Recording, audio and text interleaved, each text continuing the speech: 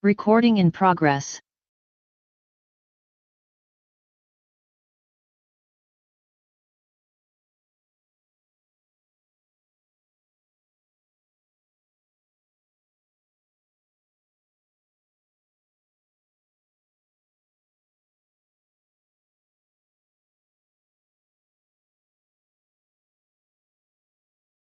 God.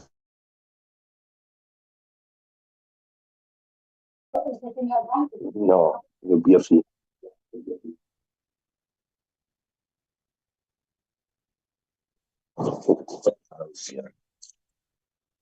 Yeah, give my video. What is time? Video.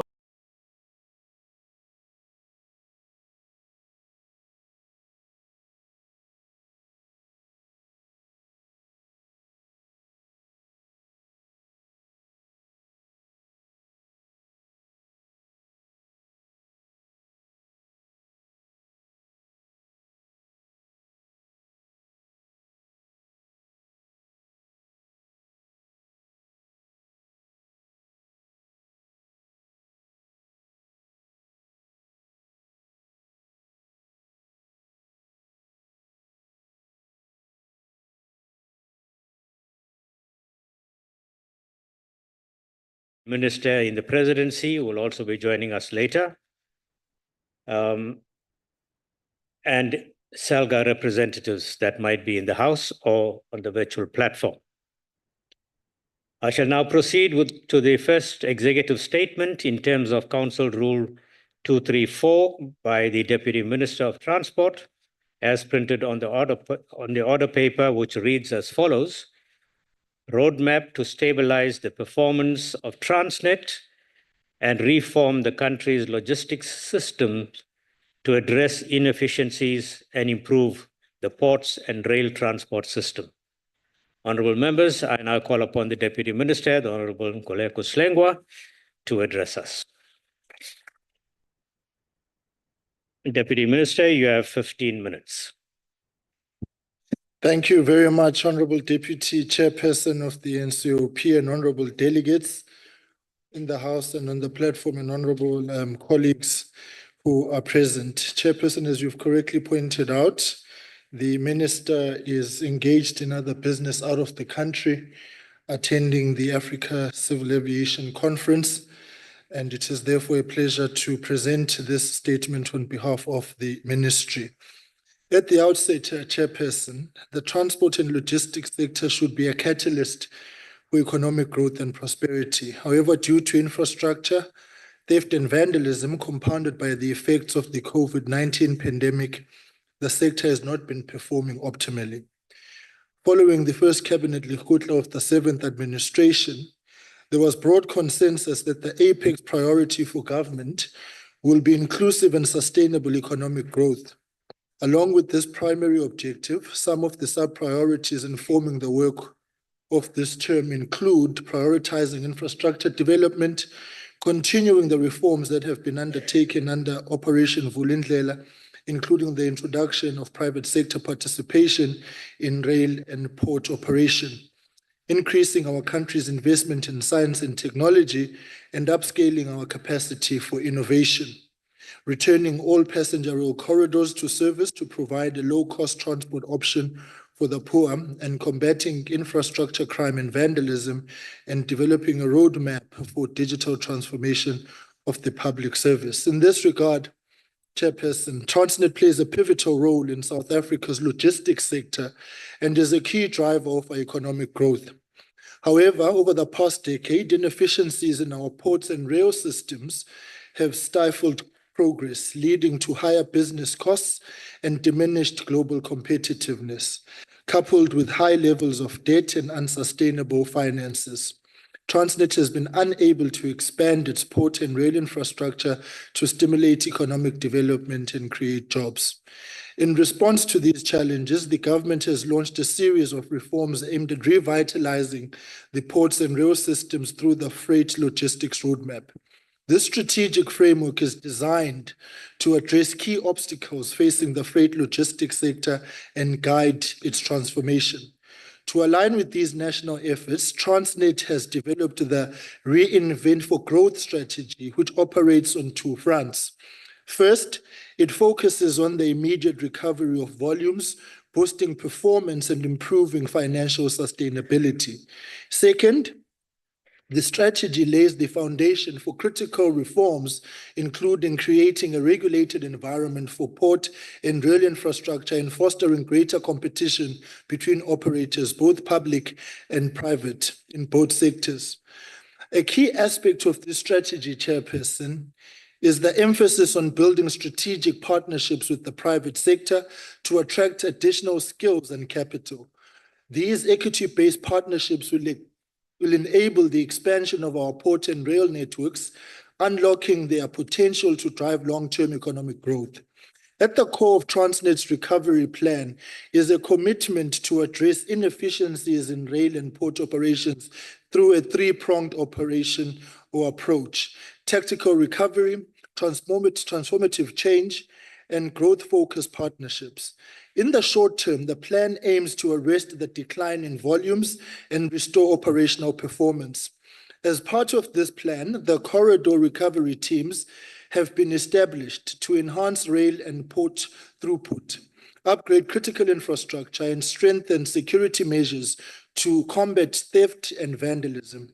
These efforts are focused on immediately stabilizing key export corridors such as coal, iron ore, and manganese, which are essential for our trade competitiveness. The second part of the strategy initiates the key freight logistics roadmap reforms, which reposition Transnet's operating divisions, both as regulated entities, but also through the introduction of the accelerated competition in the port and rail operations. As part of these reforms, Transnet is corporatizing the National Ports Authority and has already established the Transnet Rail Infrastructure Manager, both as separate infrastructure-focused operating divisions. These changes are crucial to enhancing the efficiency of South Africa's logistics sector and facilitating the implementation of third-party rail access, thereby fostering an open and competitive environment for the rail industry. This is a key aspect for the policy reforms aimed at revitalizing our logistics sector and enhancing growth in rail-based freight. As part of these reforms, Transnet is also working to finalize a rail network statement, which will set out the rules and regulations for rail access. This document will define fair market-based pricing and guide capacity allocation for all operators, for both public and private, while supporting Transnet's transition to a more efficient, market-responsive organization. Private sector participation, Chairperson, is central to the government's reform agenda, as it brings much-needed capital and expertise to the logistics sector. It is equally critical to the successful execution of Transnet's strategy, which seeks to leverage multi-stakeholder collaboration to recover and grow freight volumes. In line with Transnet's strategic goals and shareholder expectations, several key transactions have been identified and are at various stages of implementation. These include the introduction of an international terminal operator for Durban Container Terminal Pier 2 and the development of a rolling stock leasing company. Private sector collaborations are already underway in the coal, iron ore, and manganese and container corridors. Looking ahead, it is expected that these will evolve into separate transactions for each corridor, aimed at attracting private sector equity investment to expand capacity, increase throughput, and drive economic growth. This approach is anticipated to unlock critical capital investment, improve asset utilization, and enhance service delivery.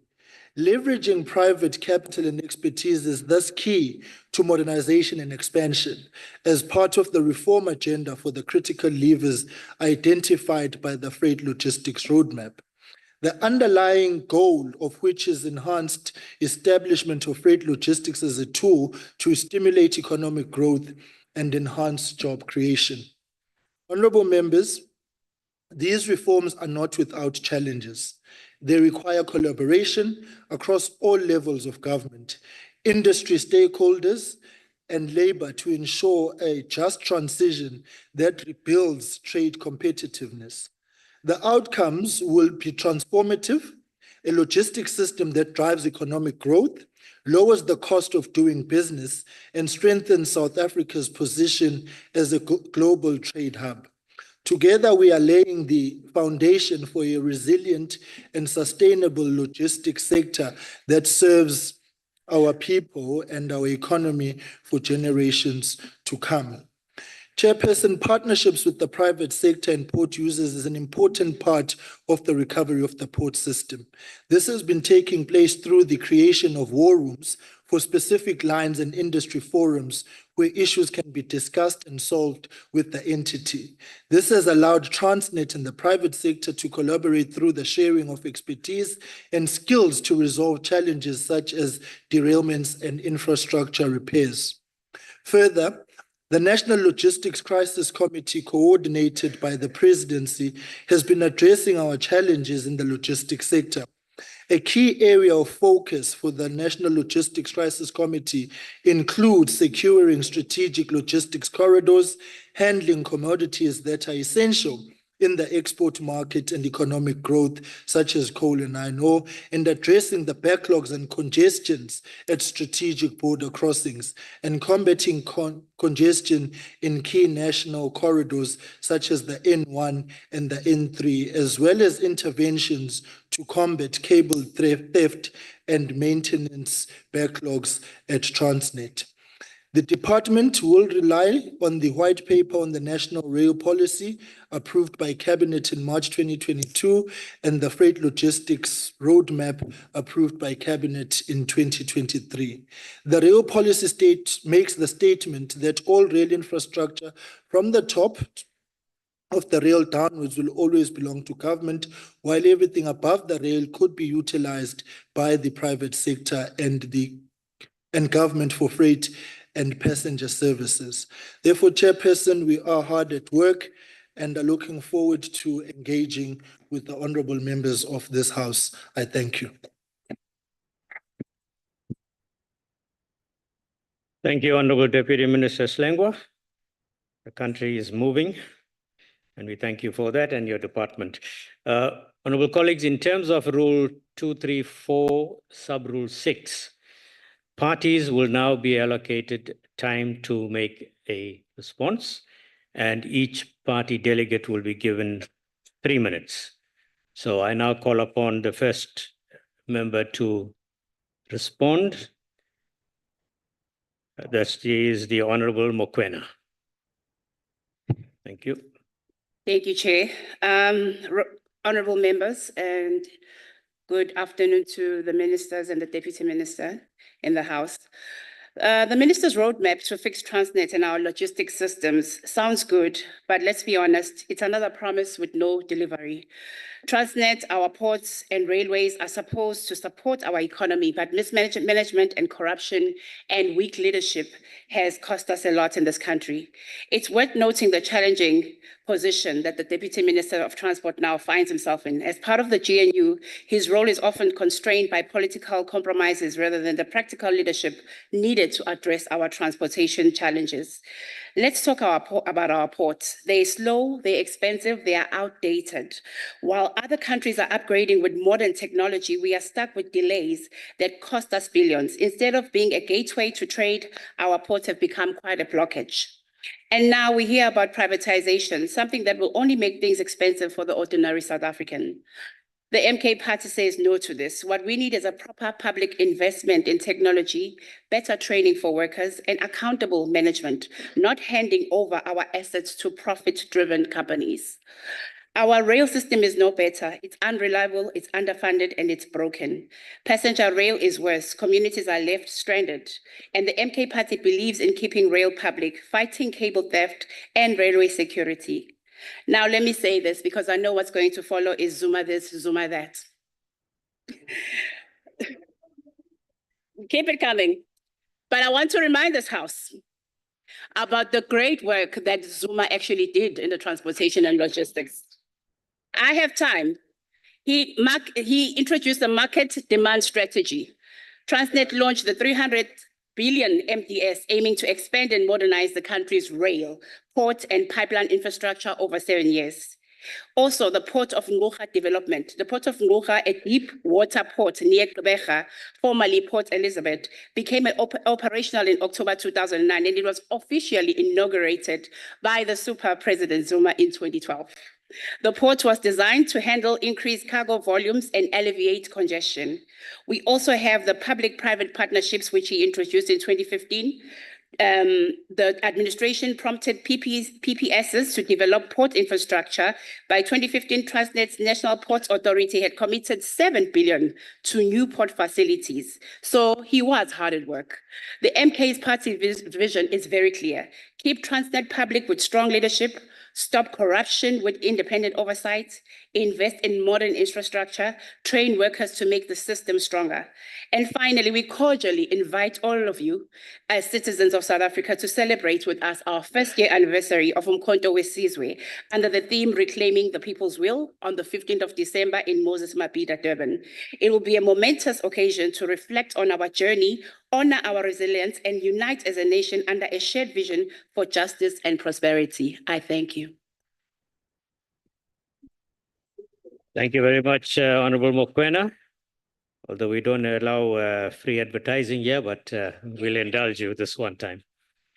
We now move on to the next party, and that is Economic Freedom Fighters. Honorable Keza, you have 3 minutes. Thank you very much, Deputy Chairperson. The Economic Freedom Fighters stand firmly on the side of accountability, efficiency, and the reclamation of state-owned enterprises as instruments of development and economic justice. Transnet, a vital cog in the machinery of our economy, has fallen prey to corruption, mismanagement, and structural inefficiencies, which have compounded the suffering of workers, miners, and exporters alike. It is abundantly clear that Transnet failures, including its 7.3 billion loss and reduced freight volumes, are a direct result of a government austerity, neoliberal reforms, and a lack of political will to prioritize the transformation of critical infrastructure. The roadmap to stabilization of Transnet and reform of our logistics system must therefore reject privatization and embrace a people-centered, state-led model that protects workers, fosters accountability, and modernizes infrastructure to unlock South Africa's economic development. The EFF categorically rejects privatization as a solution to Transnet woes, and instead, we propose the following interventions. An anti-corruption drive as we must hold those responsible accountable and recover stolen funds. Infrastructure modernization and maintenance. The state must invest heavily in modernizing rail and port infrastructure, ensuring maintenance is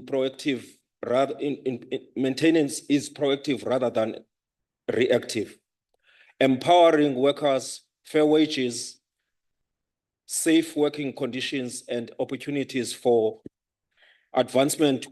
Will stabilize the workforce, reduce disruptions, state-led investment and freight rail expansion. The state must expand Transnet freight rails capacity to support key industries such as mining, agriculture, and manufacturing. Addressing the repetition of colonial trade patterns, we must reorientate Transnet strategies to prioritize regional trade and align with goals of the African Continental Free Trade Area. Leveraging EFSA and regional trade with African Continental Free Trade in place, South Africa must position itself as a logistic hub for the continent, Transnet recovery is pivotal in ensuring competitive transaction costs for exporting goods. Failure to act will see other African nations outpace us in leveraging AFSA's benefits. The failure of Transnet is emblematic of broader systematic issues in how our states-owned entities are managed. Honorable However, Kesa, your time is up. However, Thank the you. situation lies not in present. Thank you, Honorable Member. Please take your seat. But in reimagining these institutions as Honorable Member, vehicles you are out of order. economic liberation. Thank you very much. Now you're out of order, Honorable Member, please.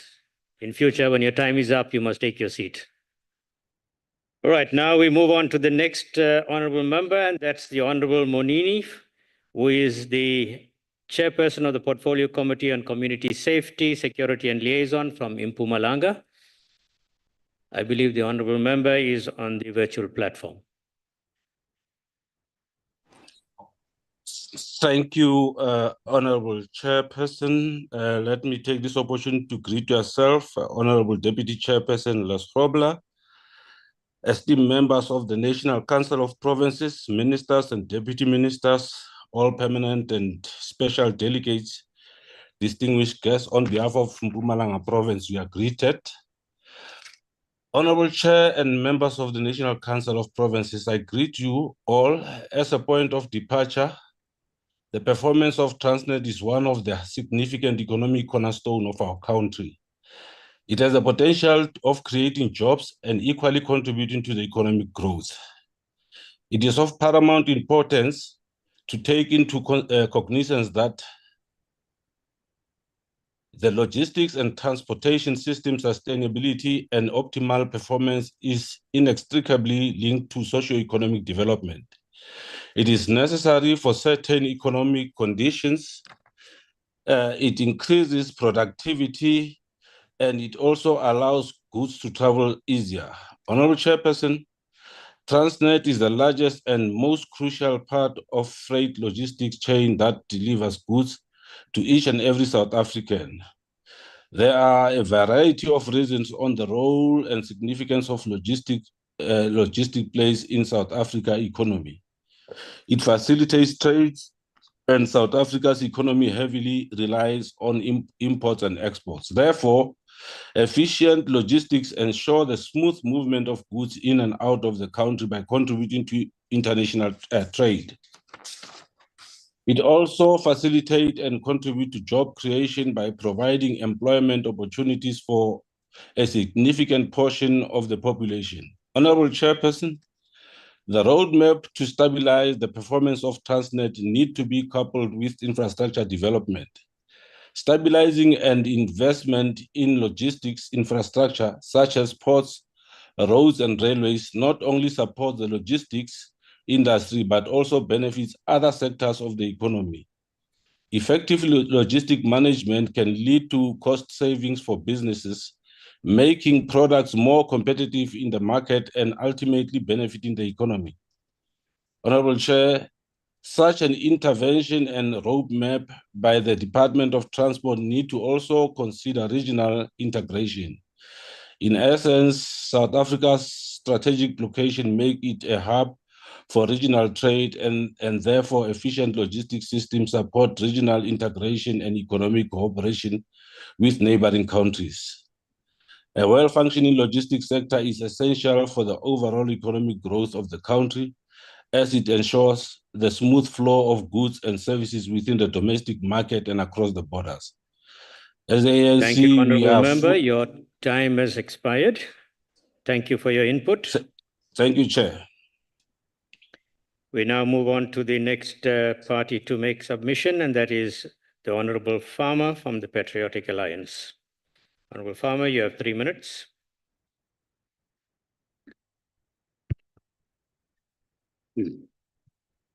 Thank you, Chairperson. Time is up. Honorable Farmer, your time is moving, so please continue. Can they please reset that one, please? It was not me speaking there. You are Thank you. protected. Continue, please. Thank you, Honorable Chairperson. Thank you, Honorable Ministers. Recent reports from Transnet provide that in addition to adverse weather conditions, the congestions that are experienced from time to time can be attributed to underinvestment in equipment and maintenance. The performance of our ports has regularly come under scrutiny due to the contrast of having one of the busiest ports in sub-Saharan Africa, the Port of Durban, serving as a vital transit route and logistics hub for the movement of raw materials shipped across cross-border from neighboring countries. On the other hand, our ports consistently rank towards the lower echelons of global ranking, reports published annually by international organizations such as the World Bank. Such scrutiny isn't unfounded, as the Port of Durban consistently ranks among the busiest ports in the world.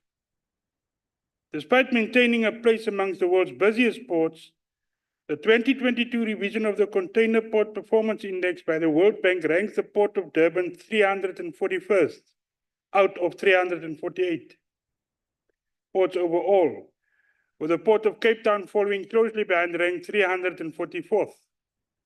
The CPPI rankings are based on the average port hours per port call, with port hours being the total time elapsed from when a vessel first arrived in port to when the vessel departed from its berth.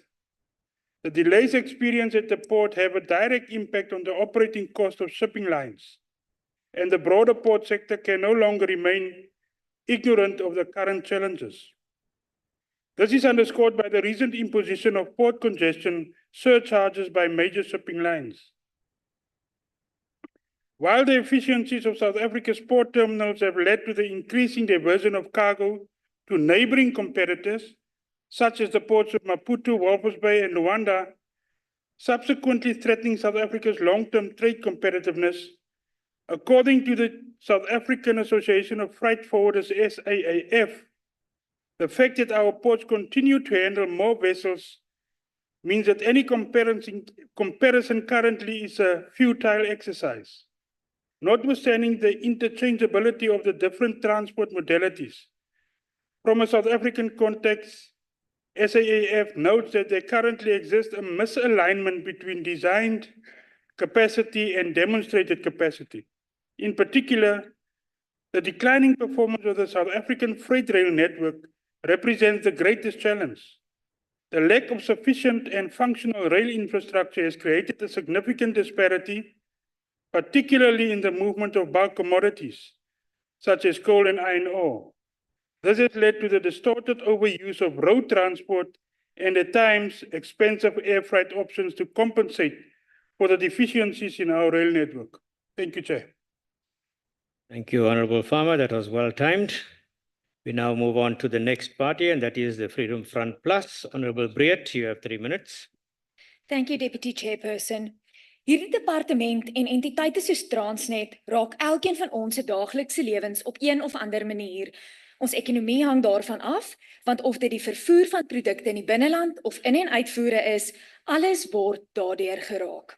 Theft, vandalism, underinvestment of infrastructure, and the outright sabotage of Transnet infrastructure has continued to wreak absolute havoc on the South African economy. This has led to a drastic decline in freight volumes, as can be seen in the fact that in 2018, Transnet railed 226 million tons, a number that dropped by 34% between 2019 and 2024.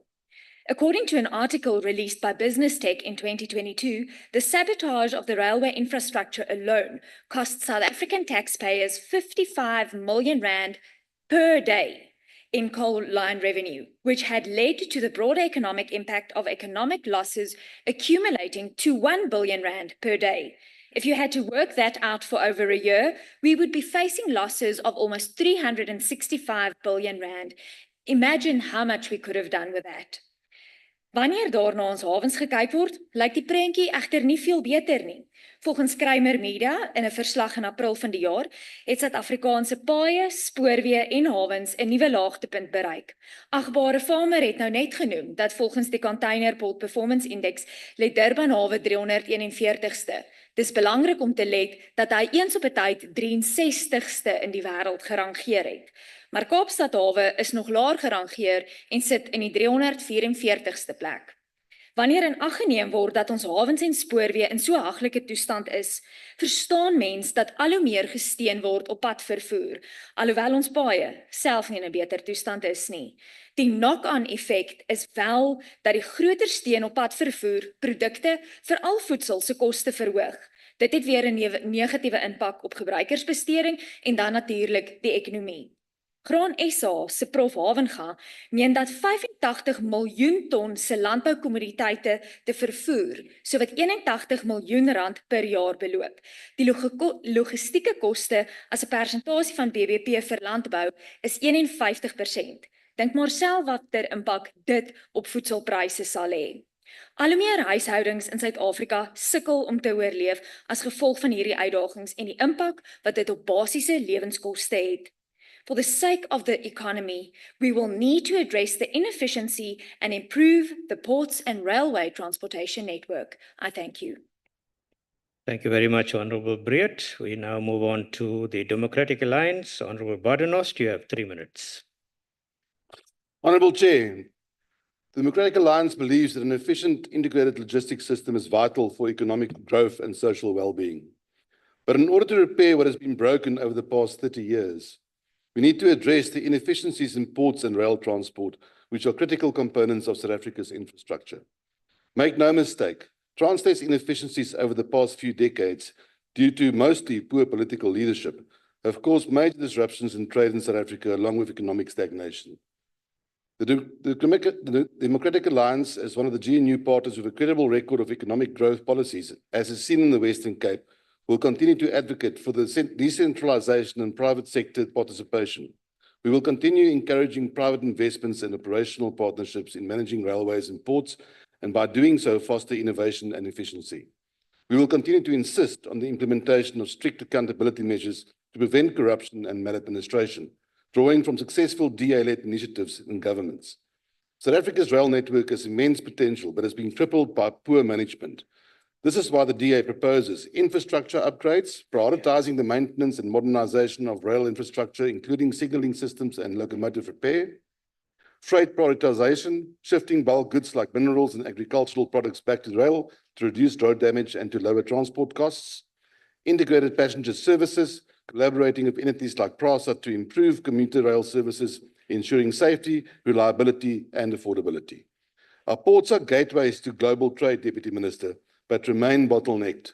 Surely the time has come to implement technology upgrades, deploy digital systems for cargo tracking, customs processing, and port operations to minimize delays, improve terminal management, partner with global leaders in port operations to enhance productivity and to reduce turnaround times. Deputy Minister, logistical reforms will only be successful through collaborative frameworks. The DA has long since called for the establishment of multi-stakeholder platforms involving governments, SOEs, the few that are still operational in the country, private sector players, and unions to build consensus on reforms. This will ensure sustainability and inclusivity in transforming our logistics ecosystem. A reformed logistics system is not just about efficiency, it's about economic recovery, job creation, and reducing costs for all South Africans. Sound, proven DA policy is ready to lead this transformation with integrity, innovation, and accountability. Together, we can put South Africa back on track. Thank you. Thank you very much, Honorable Badenhorst. And now we go on to the ANC. Honorable Kaunda, you have 3 minutes. Thank you, Honorable House Chair. Greetings to the ministers and deputy ministers and members. As the African National Congress, we welcome the roadmap that is put by Transnet to stabilize its performance and reform the country's logistics system, as it also based on the white paper on rail. Honorable Chairperson, for us as a country to unleash our potential to grow our exports, migration of movement of goods from roads to rail will do a long way. Honorable Chairperson, Transnet developed a recovery plan and has commenced its implementation. However, logistic constraints have acted as a constraint on inclusive economic development in the country and job creation. Due to geographic spread of our country being at the southern tip of Africa and far away from major markets as well as the fact that there is economic concentration of the economy in certain parts of the country, transport logistics sector is key economic driver.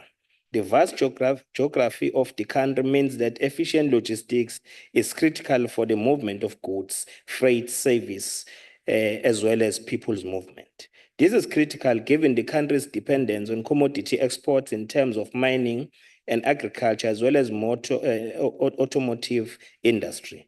Moreover, landlocked provinces depend on efficient road and rail transport to export commodities through the ports of the coast. The country is also dependent on the ports, roads, and rail logistics for its imports. Logistics constraints do not enable the country to exploit the economic opportunities from the mineral booms in the global market. The country has a single rail infrastructure for the transport of goods, freight, and people. The recovery of rail corridors by PRASA will assist Transnet Freight Rail to operate more efficiently in the transport of goods, freight, and people in the country. And it will also have a significant reduction on the road carnage, especially on the fatalities that we experience through the movement of goods to rail, from road to rail. Reform of Transnet enabling private sector participation in certain rail corridors does not mean privatization, but optimization of state assets to ensure a more efficient transport logistics sector. The leasing of certain corridors to the private sector is to ensure the optimal utilization of rail infrastructure, which increases Transnet revenue. The roadmap will enable Transnet to implement government policy on the movement of goods from road to rail. Honorable Deputy Minister, we wish to commend the decision taken by the President of the Republic to ensure that both Transnet and PRASA, they now fall under one roof so that they complement one another. A more efficient road, rail, and port infrastructure will enable the development of the district development model. Thank you, Honorable Kaunda. Your time has expired. Thank you very much. We submit. I now call upon the Deputy Minister to round off this presentation. Honorable Slengwa, you have 5 minutes.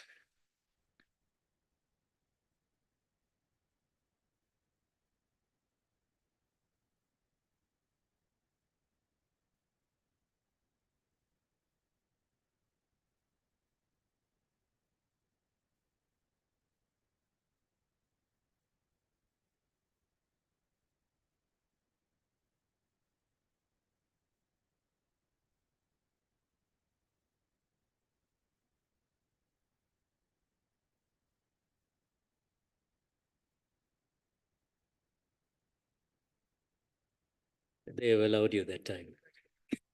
You see, Chairperson, let me thank the members for what has been very constructive interventions in analyzing the problems that we have and proposing very key solutions which will enhance the work that we do. However, Chair, I think let me start with the fluff so that there's correctness.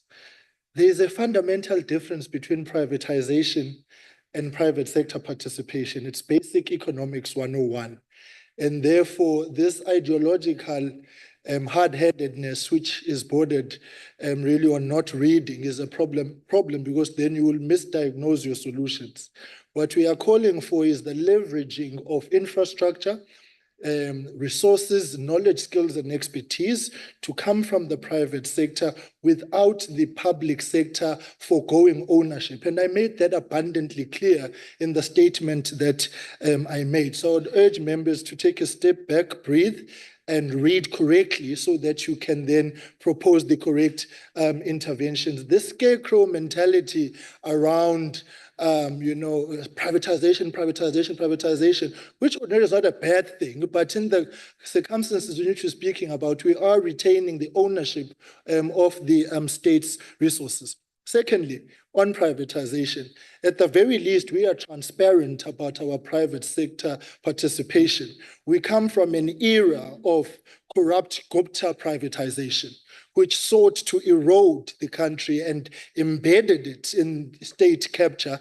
And the results of that, we are paying for them today. That is why in the then years, you had the lack of maintenance of Transnet infrastructure to make the balance sheet look good, so that when your corruption catches up with you in a different context and say, in my time things were good, well, they were not. And I happened, Chair, to be in SCOPA for 10 years, of which 5 years I chaired that committee. So I know full well the extent of the 9 wasted years and the corruption that took place then, and we are paying the cost for that today. And then they say that I'm constrained by the GNU. No, I'm not constrained by the GNU. The GNU is a national responsibility and a national response to serve, to do the right things, because ultimately, Chairperson, anyone who did politics 101, you ask the question, what's the alternative? You don't form a government. Well, for those whom chaos is an asset, they thrive in those times. When you don't form a government, you can loot, you can steal, you can collapse, and you do not serve. For those who love the country, will make difficult compromises, have the difficult participation of pulling knowledge, skills, and expertise together. And we have formulated a medium-term development plan, which is anchored in the 3 priorities of the GNU government. So the fundamental truth is that at the heart of the GNU, amongst others, is to sort out the Zuma years corruption. Then I say, Chairperson, on a lighter note on the so-called free advertising that took place, well, I also happened to go to Moses Mabhida at some particular point. It's no big deal, really, but do have fun when you actually go there. Then, Chairperson, I want to say the citrus producers here in the Western Cape have met with the minister in Transnet, and they are very happy about the plans and interventions that we are putting together at Transnet to respond to the challenges that are there, because that's the reality of a responsible government. Let me reiterate that the department is working with Transnet and Operation Vulindlela to develop a Transnet network statement by the end of the year that will detail the status of the rail network and help guide third-party access and investment in the network, amongst others, to salvage the challenges and to create the much needed jobs.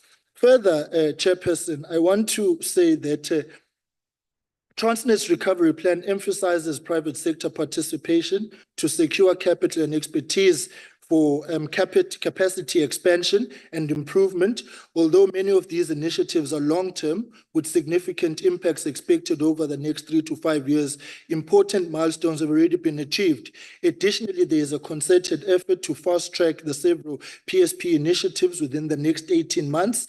This acceleration is a critical component of the National Treasury Guarantee Framework Agreement, which supports these initiatives. Key current projects and initiatives include the DCT Pier 2.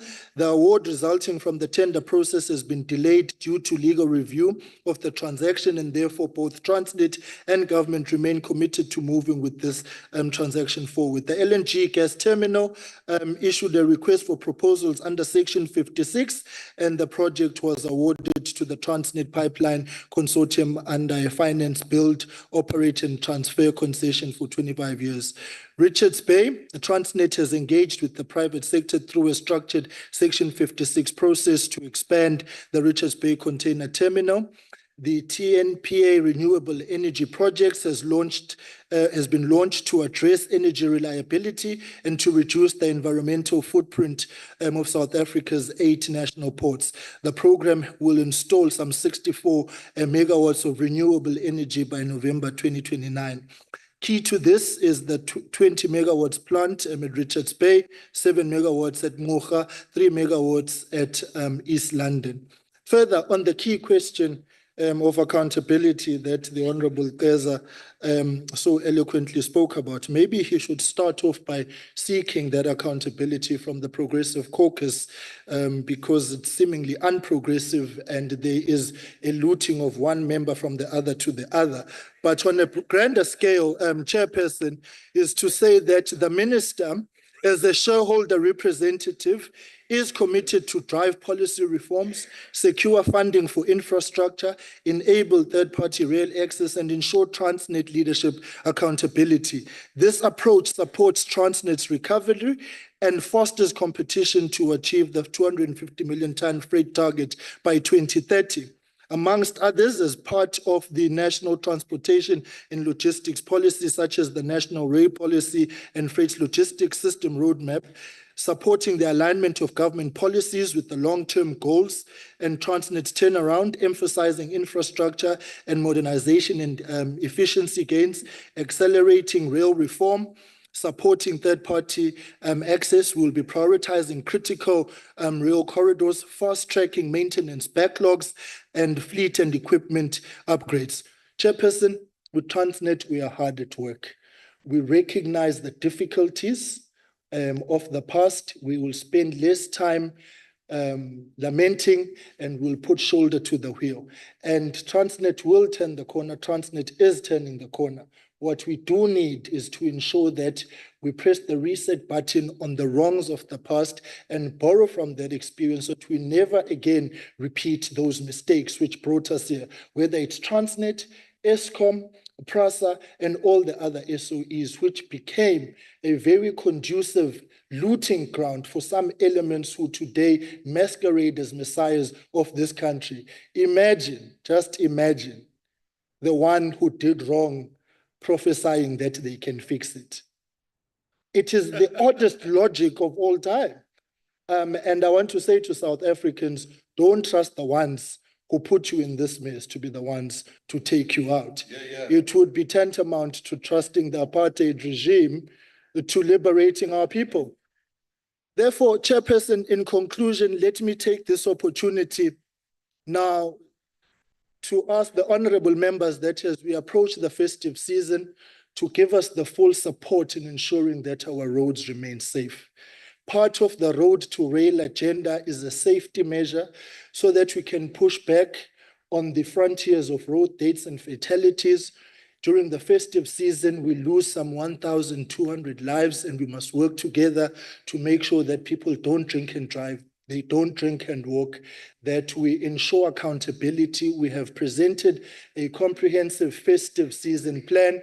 The World Health Organization indicates that alcohol consumption in South Africa, we are number 5 in the world. This is a national indictment which requires all of us to work together. So during this festive season, Chairperson, it is the clarion call of the Department of Transport and Government that let's work together with civil society, with the churches, faith-based organizations to actually bring about the necessary awareness. Let us not be reckless on the roads. Above and beyond, Chairperson, the influencers' tendencies of using cell phones whilst driving to create content, amongst others, is dangerous. Research is showing that where you lose about 5 seconds of concentration time on the road when you are on your cell phone. Therefore, let's do the right things and be safe on the roads. Thank you very much, Honorable Chairperson. Thank you very much, Deputy Minister, for those responses and replies. Honourable members, we've come to the end of the executive statement from the Deputy Minister of Transport, and I'd like to thank Deputy Minister Tlengwa for making the statement, for of the delegates for the responses thereon and for engaging with the content, and of course for the reply. We shall now proceed to the following statement made in terms of Council Rule 234. This particular statement will come from the Minister of Sports, Arts and Culture. It is printed on the order paper and it reads as follows: executive action and measures to revitalise the cultural and creative industries economy in South Africa. Honourable members, please join me in inviting the Honourable Gayton McKenzie, Minister of Sports, Arts and Culture, to make the executive statement.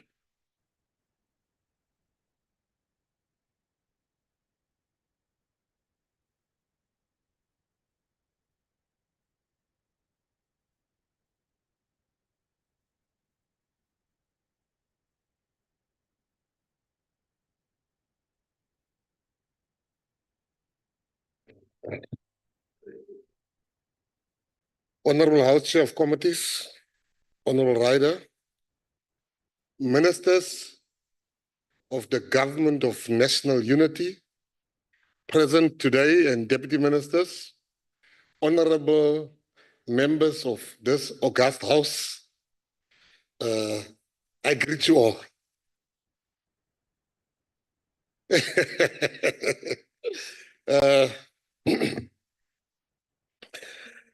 The cultural and creative industries are a cornerstone of our national identity, social cohesion, and economic recovery.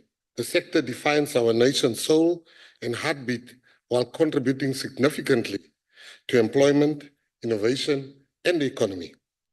In many developed countries, the sector contributes more than 5% of the GDP, while in South Africa, we are still struggling to go beyond 3% of our GDP. When one considers the amount of talent, the amount of creativity that we have in South Africa, and the passion, with proper systems and adequate support, we can unleash the talent, and channel its contributions towards the economy. Through strategic investments, policy development, infrastructure enhancement, and program support, we can awaken the sleeping giant and unleash its true potential, not only as an entertainment and amusement activity, but also as a huge economic driver and job creator. In our plans for 2024 to 2029 medium-term development plan, the revitalization of this sector of the cultural and creative industries is our single major strategic objective. Of course, we've already started with a number of key executive actions and strategic interventions to reposition this sector and place it on a path to excellence. And I will elaborate about that excellence shortly. What are the creative and cultural industries? Cultural and creative industries are those activities that require creativity, skill, and talent, something we have in abundance in South Africa. While these activities mainly encompasses non-utilitarian values such as entertainment, spirituality, heritage, and symbolism, they also have huge potential for wealth and job creation. The CCCI encompasses a diverse range of subsectors and value chains. According to the United Nations estimates, the CCI accounts for 3.1% of global GDP and 6.2% of employment worldwide. They generate annual revenues of more than $2 trillion and account for nearly 50 million jobs worldwide. About half of those employees in this sector are women. Though in South Africa, this is not yet the case, which I will touch on. The sector also employs more young people than any other sector. In our South African context, according to the South African Cultural Observatory 2022 mapping study, the total contribution of the CCI to GDP in 2020 was 161 billion, which is about 2.9% contribution to our GDP. This makes the CCI sector about the same size as agriculture. The CCI accounts for 6% of all jobs in South Africa, 6%, which translates into just over 1 million jobs. There is, however, still a lot of room for growth when one considers that in countries such as China, the CCI contributes 7.4% to their GDP. In Japan, it contributes 6.8%. In South Korea, it contributes 5.8%, India 4.9%, and the US, a cultural powerhouse and the world's largest economy, it's 4.6%. How do we grow this CCI sector? As a number of interventions have been put in place since the advent of democracy in 1994 to try to grow the CCI and protect creatives, more especially the downtrodden and poorest of the poor in the value chain. Notwithstanding these efforts, a number of artists still die poor, and some with huge talent still remain unrecognized, unsupported. Some who make it big in terms of fame still have short-lived careers, and their fortunes unduly withheld by ruthless market forces. To a large extent, This unsatisfactory state of affairs within the CCI can be attributed to not to unwillingness to act, but to policy interventions and support programs that have not been effectively coordinated, sufficiently funded, and consistently implemented. To fix this will require clear vision, strong leadership, and a commitment to marshal all role players and support structures in the CCI to rally behind a single agenda aimed at growing the sector. Already this tone has been set with the great foresight by His Excellency Matamela Cyril Ramaphosa for appointing such a vibrant Minister of Sport, Arts and Culture. On 29 to 30 August 2024, we convened the sector boss Bharat already at the Birchwood Conference Center to listen to the inputs of representatives from every corner of the CCI to fully understand their greatest needs. You see, too many plans does not involve the people that the plans are being made for. Our approach is different. We met with the sector. We wanted to understand, how can we help you? And immediately after that, we got buy-in from them, which is very, very important. One of the first and most important structural changes that is being rolled out relates to a decision to create recognized boards for the first time with representative members for each of the 16 major areas of the CCI. These bodies will, to an extent, replicate the federation model used in sport for major sporting codes. We now have 16 different codes being represented, being funded by us, being taken through the plan so that we can all follow one master plan. The Cultural and Creative Industry Master Plan already provides a framework for the strategic interventions. We need also to improve access to finance and investment. Through the strategic intervention, we aim to enable access to finance, investment, and incentives for operational costs to improve overall business capacity and financial viability of the CCI. Because I've got a lot to say, I'm going to jump one or two, because I assume, without a doubt, the members here are very well read and they read, so that I can have chance to just put in what is not in here. We're going to talk about product development and innovation, the support we're going to give manufacturing and access to technology, domestic and market development, effective and efficient IP rights management, intellectual property, technical and creative enterprise skills development, support for research and industry coordination, transformation. South Africa is an unequal society which reflects in the employment and ownership patterns of the creative industry. Cultural occupation contribute to transformation objectives in South Africa. In 2017, 84% of people working in the cultural occupations were made up of Black Africans, 71.8%, colored people, 10.1%, and people of Indian or Asian origin, 1.8%. However, there's still a gender bias, with 59% of people working in the industry being men. Research has also suggested that the creative industry is less transformed in terms of race and gender when it comes to ownership. We're going to support policy and legislative coherence and implementation. And then, please, all members, this is very important. What we have is the Mzansi Golden Economy, a call for new applications from Mzansi Golden Economy funding, starting on 8 November this year, and we will close on 8 December. So members, please tell your members to apply for funding. Your constituencies, please tell them to apply for funding. There's no, even the ones outside the GNU is a different kind of model. We don't look at political affiliation when we give. The GNU, whether you like it or not, it represents all the people, including yourself. We are a government for you.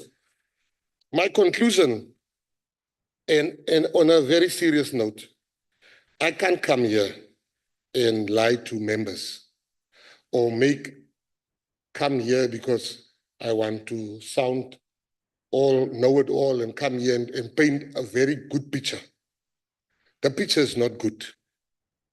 I want to be honest with you. I'm not going to be those ministers that come here and just tell you the good news. The industry is bad. Artists and creatives are not being seen in this country as workers. They can't buy houses. They can't buy cars like some of us. Artists in this country die as paupers every day. You know, I want to make you one example. If we say Shaka Zulu now, everybody is going to think about Henry Cele. Everybody here, your idea of Shaka Zulu is Henry Cele. Shaka Zulu has been shown around the world more than 100 times, everywhere. But Henry Cele has never received a cent. His children has never received anything after the meager payment he was paid to perform. I want to say to you that artists in this country, you must not judge artists by the ones or the twos that has made it. You know, South Africa, in overseas, you have Coachella, you have Glastonbury, you have Tomorrowland, you have Burning Man. These are festivals with more than 100,000 people attending. We don't have one in Africa. Now, I am planning to have the first one in Africa on the 25, 26, 27. Moses Mabhida Stadium is too small for that festival. So we are going to announce a venue. For 4 days, there's going to be music, and not only music of hip-hop, Maskandi, Mpakanga, all kinds of music. Boera music. See, the white people are looking at me. There will be Boera music, there will be Guma, there will be Soki. Now he's smiling now for the first time. But he tried to send me $3 million back in. So what I'm saying to you is that there is a problem with our artists. What we are doing now, we need to change this narrative. For too long, artists has not been taken serious. They have a bill in South Africa, which is the worst I've seen as a creative myself, that says fair use. Fair use basically means I can use it and pay you fair value. You can't go to McDonald's and decide the price of a McDonald's burger. Why is it that we should decide the price of somebody's music? Our artists, our creatives are in for a treat because we are serious, we are intentional, we're going to bring the issues on the table. There's no excuse that I want to blame any predecessor. I'm the minister. I must change this. And until the last day that I'm a minister, I can promise you, I would have moved the needle for artists like it has never been moved before. Because you cannot have so many good artists. Our artists are the best. I was in Azerbaijan and we were having dinner. And the minister in Azerbaijan said to me, there's this big DJ, you must go listen to him with me. I'm going there now. I said, who? He says, one of the world's best DJs. Black Coffee. I said, hey, this guy is playing. I said, Black Coffee is from South Africa. He says, oh, really? We have Tyler. We have Black Coffee. And I want to please encourage you. Chris Brown has sold out his concert in 4 hours, 90,000, which means there's a drought for entertainment in South Africa. So please support when I tell you Makati is performing in Limpopo. I will be there. Makati, please buy tickets so we can also fill a stadium. I will lead as the minister in Limpopo to support Makati. And the last thing I want to say to you, creatives has now taken a new form, which is young people making creative TikToks. At the G20 handover, and I was fighting for them so they can be paid. How can we pay children in Europe that does the same thing that our children doing here, and they're not getting paid. And the last sentence, you have the best music that the youth has discovered is Amapiano. Don't listen to Nigerians when they say they invented Amapiano. Amapiano is South African. It has been invented by South Africans. You go to Paris in France, the children are just listening to Amapiano. Thank you, Minister. So we must support Amapiano. And to the white people, it's not a piano. It is Amapiano. Yes, thank you very much. Thank you very much for your statement, Minister. I'm going to answer you now. Thank you very much, Honorable. Thank you, Minister. Yes.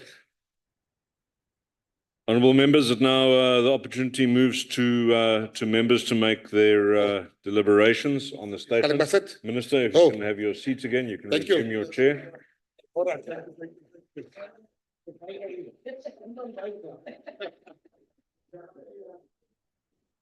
Ek sal jou microfoon afsit, hoor. That's right. Thank you very much, members. The first opportunity to interrogate the statement of the Minister falls to the Honourable Ngobo of the Umkhonto weSizwe Party. Honourable Ngobo. Thank you, House Chair. Honourable Minister, honourable members, Nyanbingelela. I rise today on behalf of the Umkhonto weSizwe Party to respond to the executive statement on revitalizing the cultural and creative industries economy in South Africa.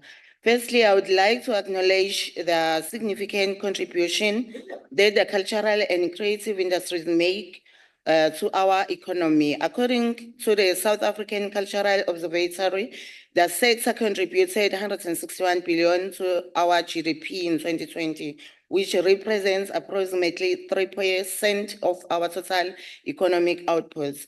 However, despite this substantial contribution, the sector faces numerous challenges, including inadequate funding, limited infrastructure, and skills deficits. These systemic barriers hinder the growth and development of the sector, and it is imperative that we address them urgently. The Minister's statement on revitalizing the cultural and creative industries is yet another disappointing display of this government's inability to deliver meaningful change. For 30 years, they have promised transformation, yet the sector remains in crisis. In this regard, MK Party proposes that the Department of Sports, Arts and Culture explore revitalization initiatives from other countries that have successfully developed their cultural economies. For instance, countries like South Korea and Brazil have implemented policies and programs that have boosted their creative industries, and we can learn valuable lessons from their experiences.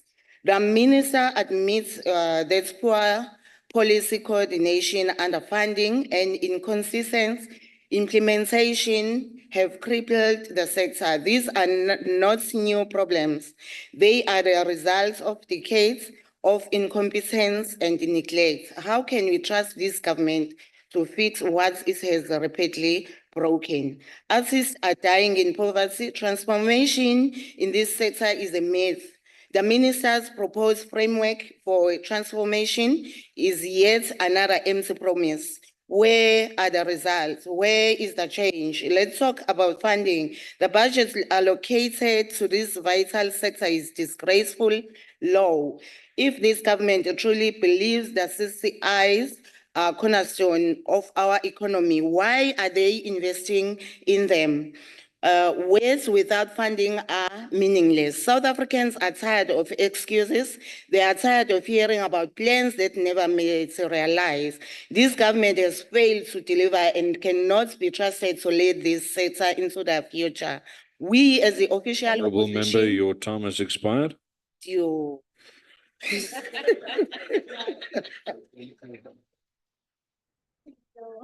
Honourable member, thank you very much for your contributions.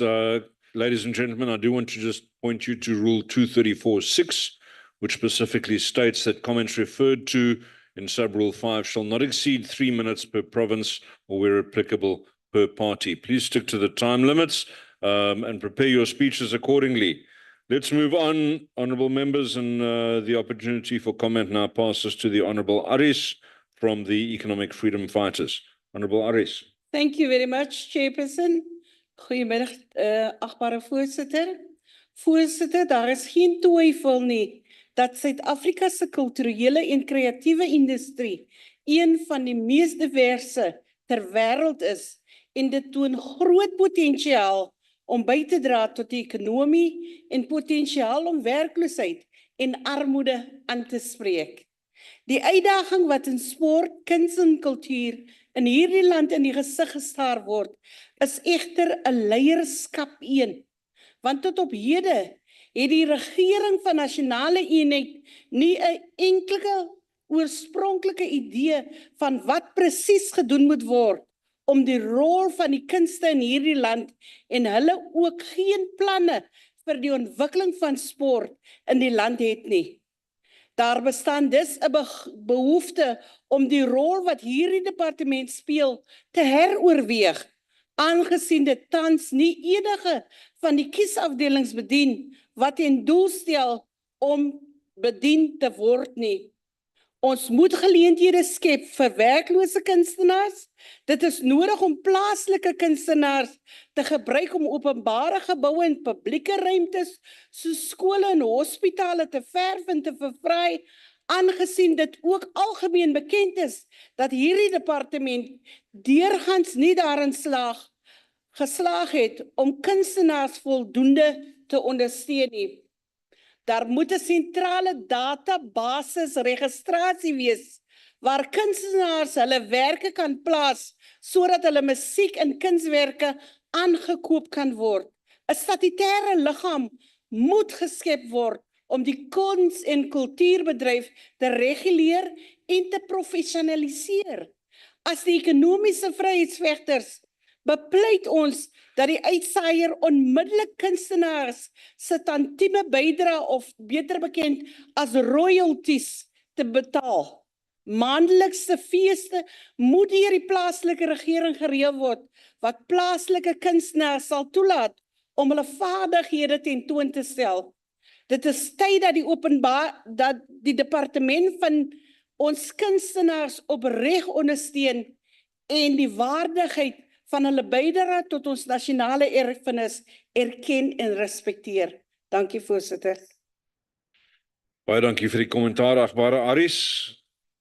Honourable members, the opportunity will now pass to the Honourable Monini, who is the Mpumalanga chairperson for the Portfolio Committee on Community Safety, Security and Liaison.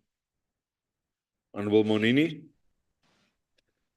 I'm still aligned to the protocol that has been established, and thank you for the opportunity, Honourable Chairperson.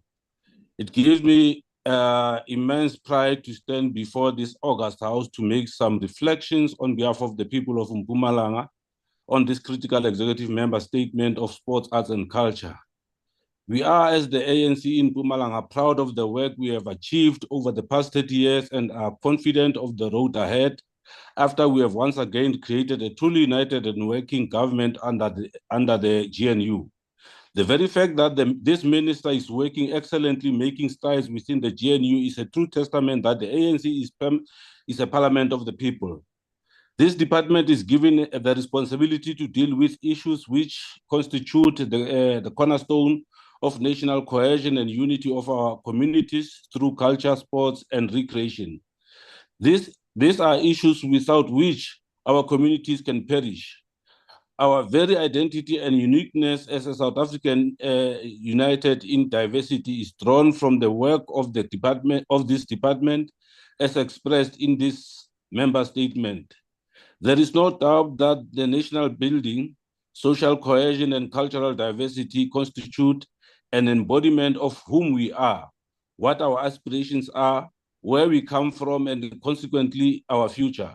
Honourable Speaker, the issues mentioned in the minister's statement epitomizes the very nucleus of the struggle against apartheid, struggle against racism, sexism, discrimination, and domination for which the ANC has been engaged on more than 112 years of its existence. In our recently adopted adjustment budget 2 weeks ago, we can assure Honorable Chair of the NCOP that members of arts and culture has also received some increased adjustment for us to ensure more resources to cater for the newly to be constructed in Mpumalanga multi-purpose cultural hub. Support of sporting efforts as a province, including schools, sports, promote cultural heritage, especially the liberation heritage, and ensure we reincarnate indigenous games as a form of restoration of pride as Africans. In conclusion, Chair, we also have noted and support the tireless efforts by the Minister to work as a true patriot who is ready to work under the ANC-led GNU for the common good of our citizens. I thank you, Chairperson. Thank you very much, Honorable Monini. Order members, let's now give an opportunity to the Honorable Farmer to interrogate the statement. Honorable Farmer. Dankie, voorzitter. Achtbare voorzitter en achtbare minister, achtbare lede. Hoe geseënd en geëerd is ons as 'n land om 'n minister soos Gayton McKenzie te hê om hierdie portfolio te lei. Ons kan net wonder om hierdie portfolio te lei. Ons kan net wonder wat sou gebeur as hy die minister van Binnelandse Sake was. Achtbare minister, my president, ongeag jou verlede en die pad waarlangs die lewe jou gebring het, het jy 'n liggende donker tonnel vir so baie geword, waar hoop op die punt was om verlore te gaan. Jy verteenwoordig so baie van ons mense daar buite. Jou krag en geloof was binne jou gebou deur die hardheid en die donker kant van die lewe. Thank you for you are and what you mean to us. The creator economy may well be a Honorable Farmer, I'm sorry to interrupt you. Honorable members, please, it's one thing to heckle and perhaps laugh, but please, let's not drown out the speaker. He's giving important inputs to the country. Let him please continue uninterrupted. Honorable Farmer. Honorable Rider, the chair may not laugh. Thank you.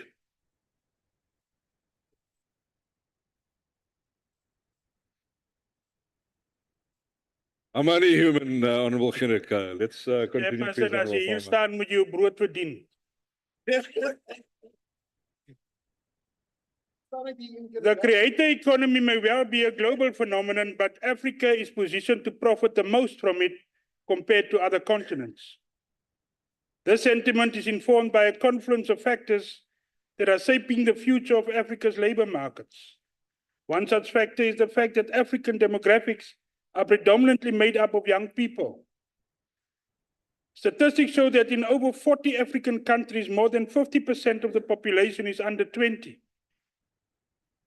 The implication hereof cannot be understated. The burgeoning youth population brings with it a promising shift in modes of thought. According to the Youth Survey 2020, there has been a rising optimism among the youth who are driven by a strong sense of individual responsibility, post-colonial mindset, entrepreneurship, and confidence in a shared identity. Ostensibly, this demographic would be the biggest adherents and beneficiaries of the creator economy.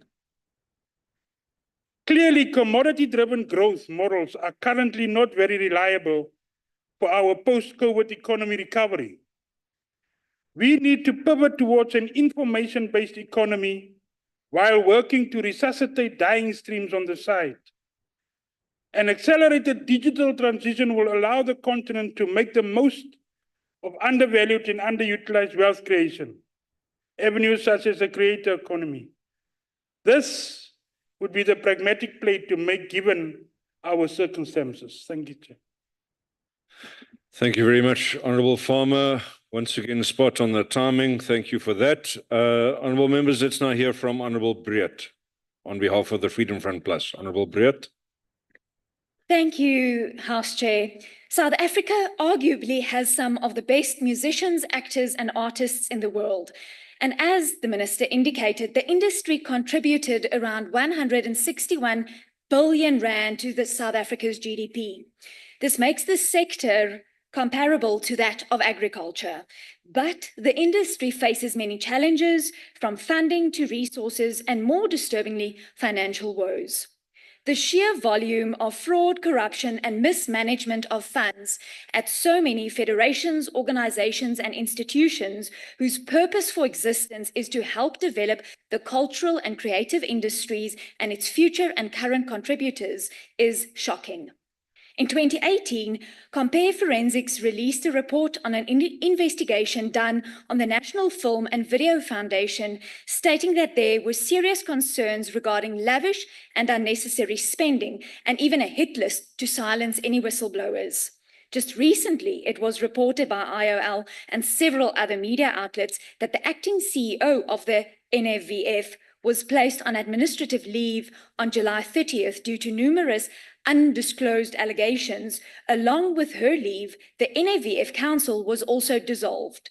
In 2020, City Press released an article stating that the South African Roadies Association had opened a case against the then CEO of the National Arts Council for, amongst other things, opening a fake application to the NAC for an annual partnership of 350,000 rand on the South African Roadies Association's behalf, without their consent or knowledge. And even more recently, another institution had corruption allegations to the tune of 12 million rand doing the rounds in the media. Former CEO of the Cultural and Creative Industries Federation of South Africa and the Federation's former treasurer were accused by certain members of the Portfolio Committee of Sports, Arts and Culture of money laundering, fraud, maladministration and corruption. The Portfolio Committee has now asked for a forensic investigation into these worrying accusations.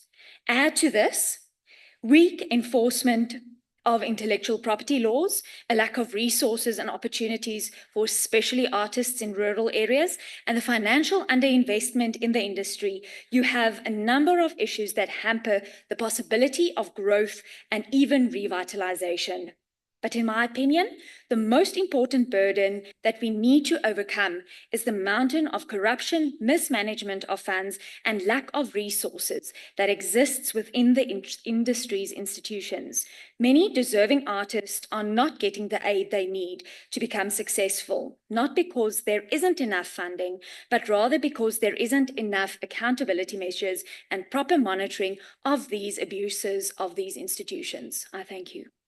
Thank you very much, Honourable Breert. Honourable Adrian, sir, if you can now give your inputs on behalf of the Democratic Alliance. Thank you, Honourable Chairperson, Honourable Minister, Honourable Members. On July 6th, the Honourable Minister noted an overemphasis on sport, with arts and culture taking a backseat. As a Democratic Alliance, we assert that cultural goods, language, the arts, and heritage are vital to our humanity. As UNESCO highlights, cultural diversity is a defining characteristic of humanity. It is thus commendable to hear of the push in the cultural and creative industries and how this has the same economic contribution as the agricultural sector. This should be encouraged for further investment in the sector, which will translate into more jobs, which is critical given our high employment rate. With the right support, our nation's talent can indeed significantly boost our economy. I'll wholeheartedly support the Minister's call for effectively intellectual property rights management, but we should also ensure that this also includes legislation to protect image rights. This is vitally important, just as with the fair use rights that the producers enclosed in the contracts.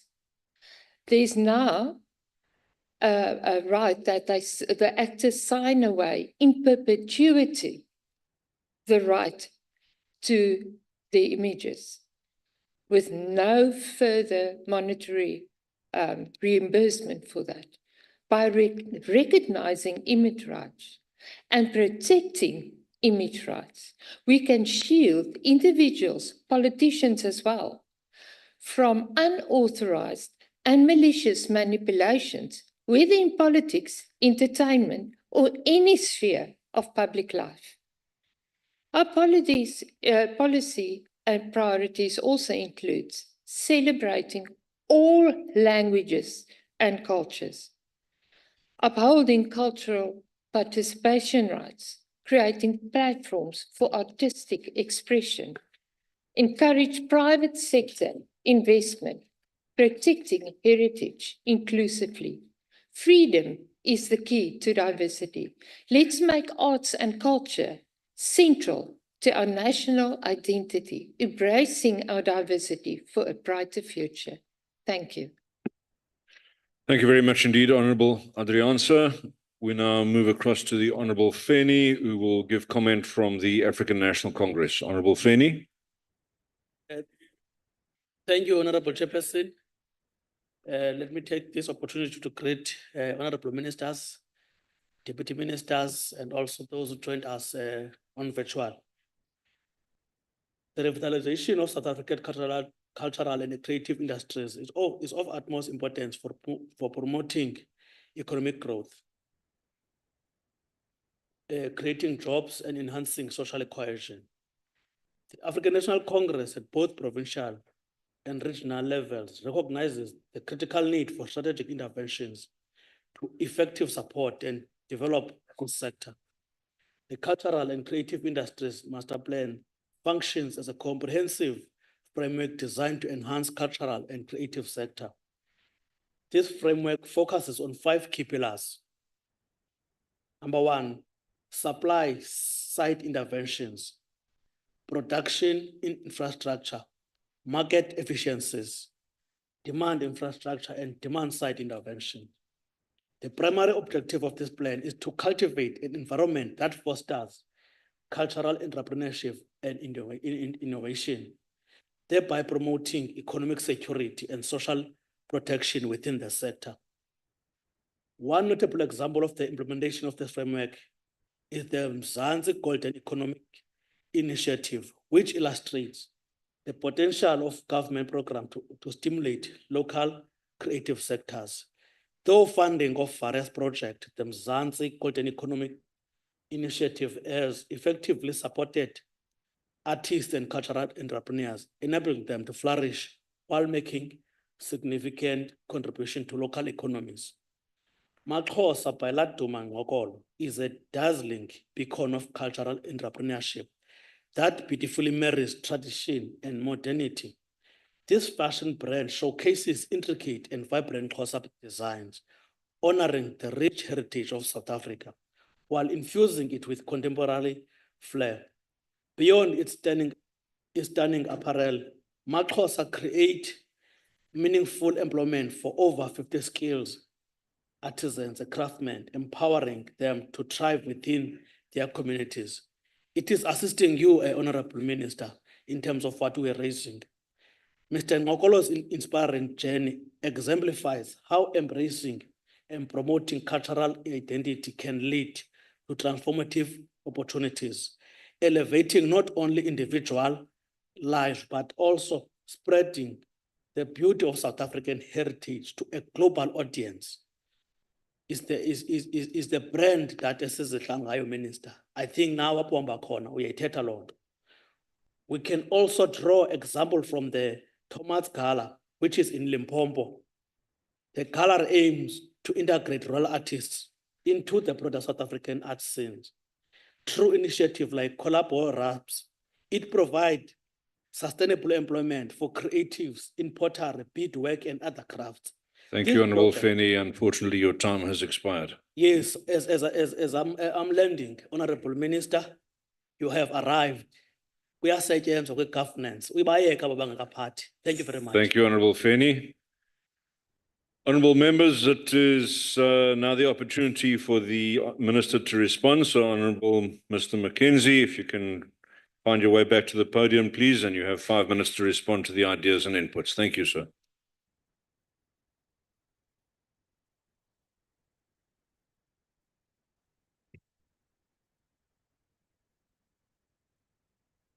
Thank you, House Chair. Eerstens, I want to thank, I'm so pleasantly shocked that the EFF speaks so nicely Afrikaans. I hope they can also sing the stem so nicely.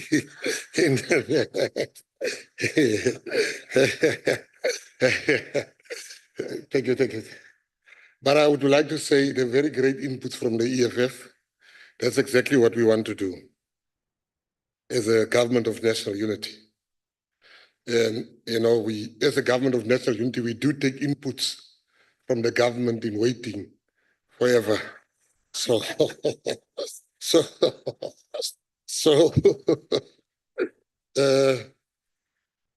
you know, Honorable Ngobo, it's true what you're saying, what you're saying that we should learn from other countries.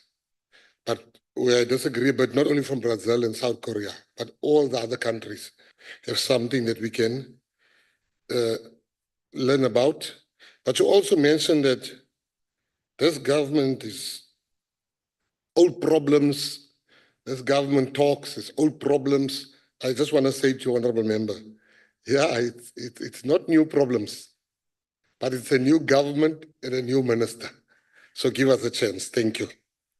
Then I want to say to Ms. Aris, once again, thank you for those words from the EFF. To Honorable Farmer, very kind words. I love you with all my heart. If the honorable member say, why don't we get a room? If that is what he does when other men praises him and he gets a room, I'm not that way inclined. That's how he rolls. I don't roll like that. Then, Honorable Breed, to Honorable Breed, it is very true what you said about the NFVF levies and outstanding spending. You're also saying about how the arrogance there of the acting CEO, all of that. I can assure you that was one of the first tasks as the new minister I did. The board is no longer, there's a new fresh board. And acting CEO that you were talking about is no longer. I have now myself co-opted the CEO from the department to go while we are appointing the new, while the board is appointing the new CEO. You also speak about CIFSA. CIFSA has been getting money from the department for years, but never have they reported back what are they doing with that money.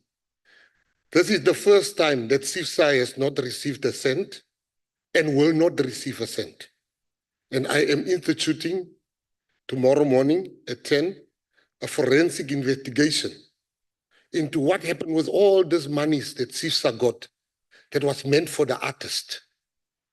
So to show you that we are working on that issue, and Honorable Adrianse, you're talking about intellectual property rights, that's so true. And you're also talking about image rights and fair use. Thank you very much. I've learned a lot from your inputs. Adrianse, she's part of the GNU. You are also part of the GNU reluctantly, but you are here because you don't have any other job. Yeah. I work very nicely with Mr. Schreiber, very smart people. Can't say the same about you, but yeah, but for another day.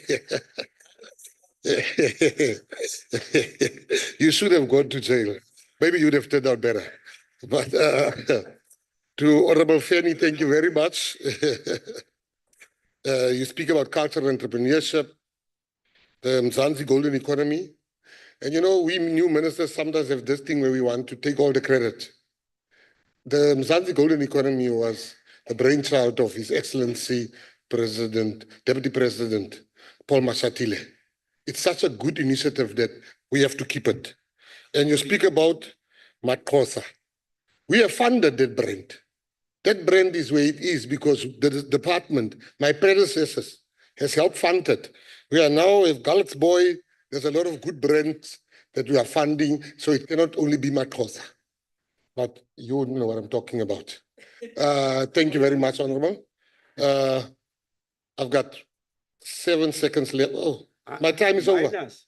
Oh, I just want to thank the house. This is my favorite house. Honestly, I love coming here. I love everybody except me. Thank you very much.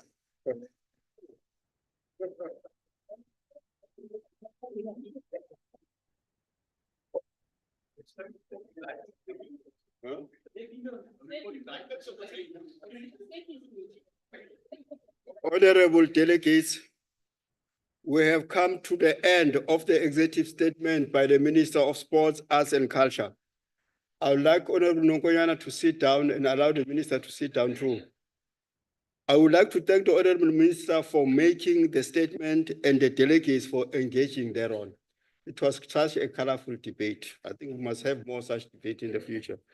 And then the next step, we shall now proceed to the executive statement in terms of Council Rule 234 by the Minister of Home Affairs as printed on the order paper, which reads as follows.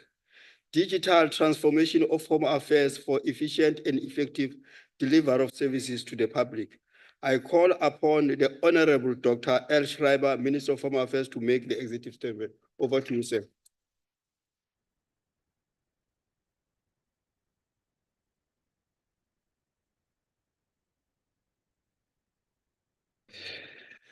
Honorable Chairperson, members of the NCOP, it is indeed a wonderful house, and it's great to be back with you this afternoon.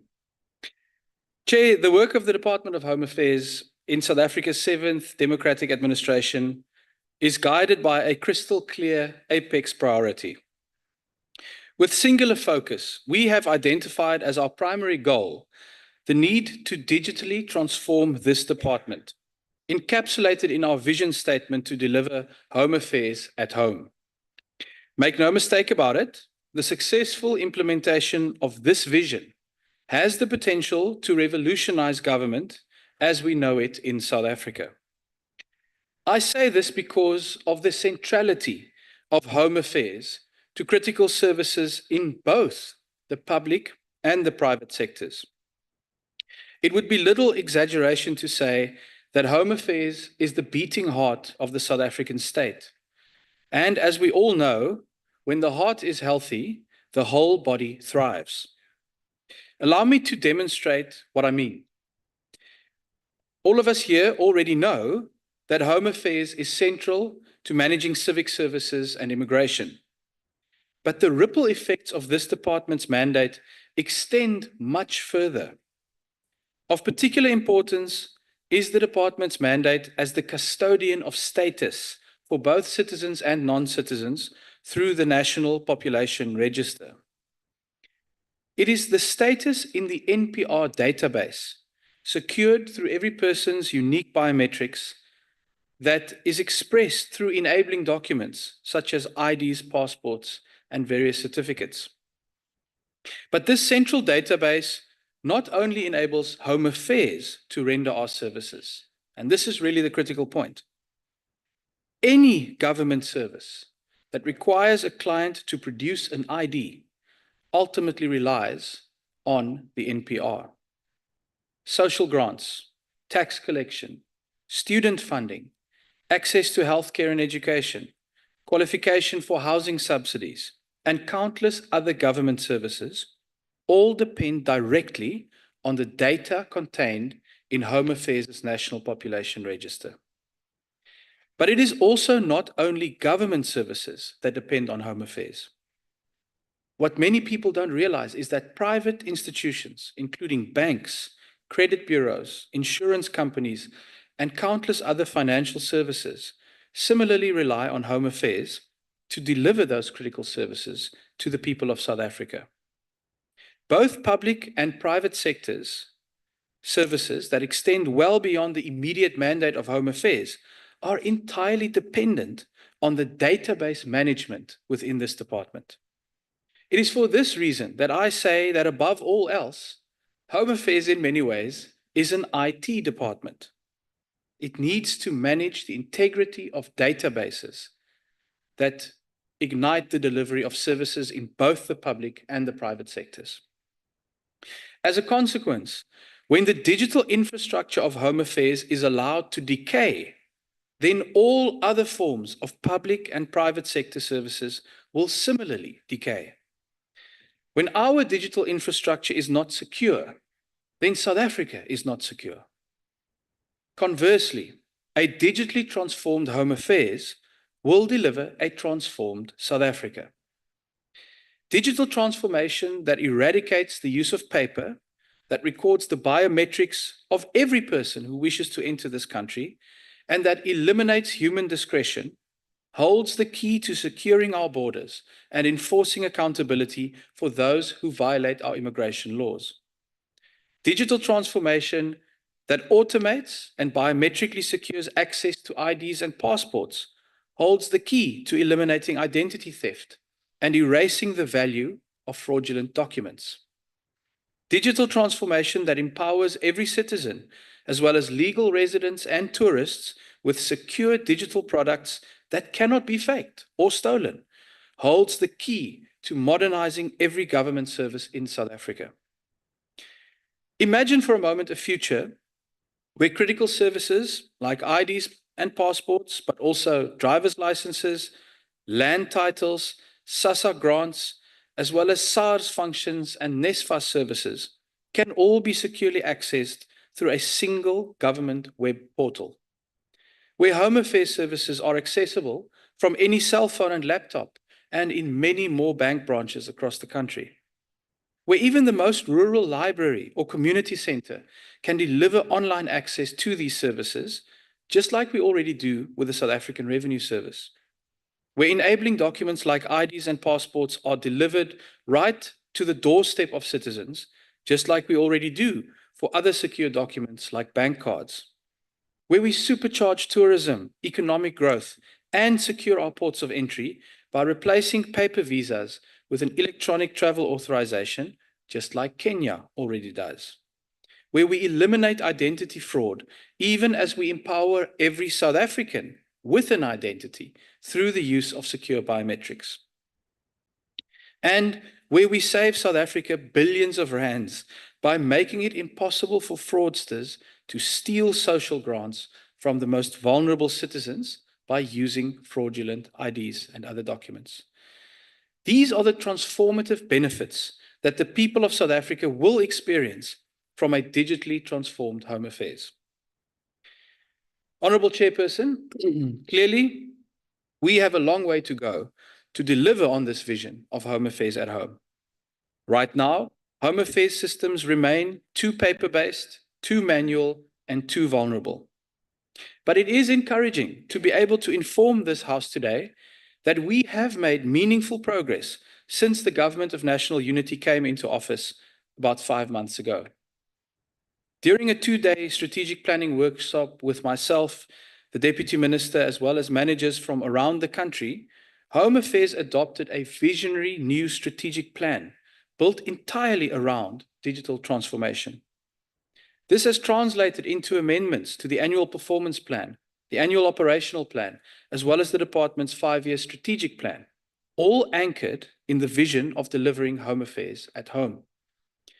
An internal review of existing cooperation with the banks is underway, with the goal of deepening and expanding this successful partnership and introducing new service offerings.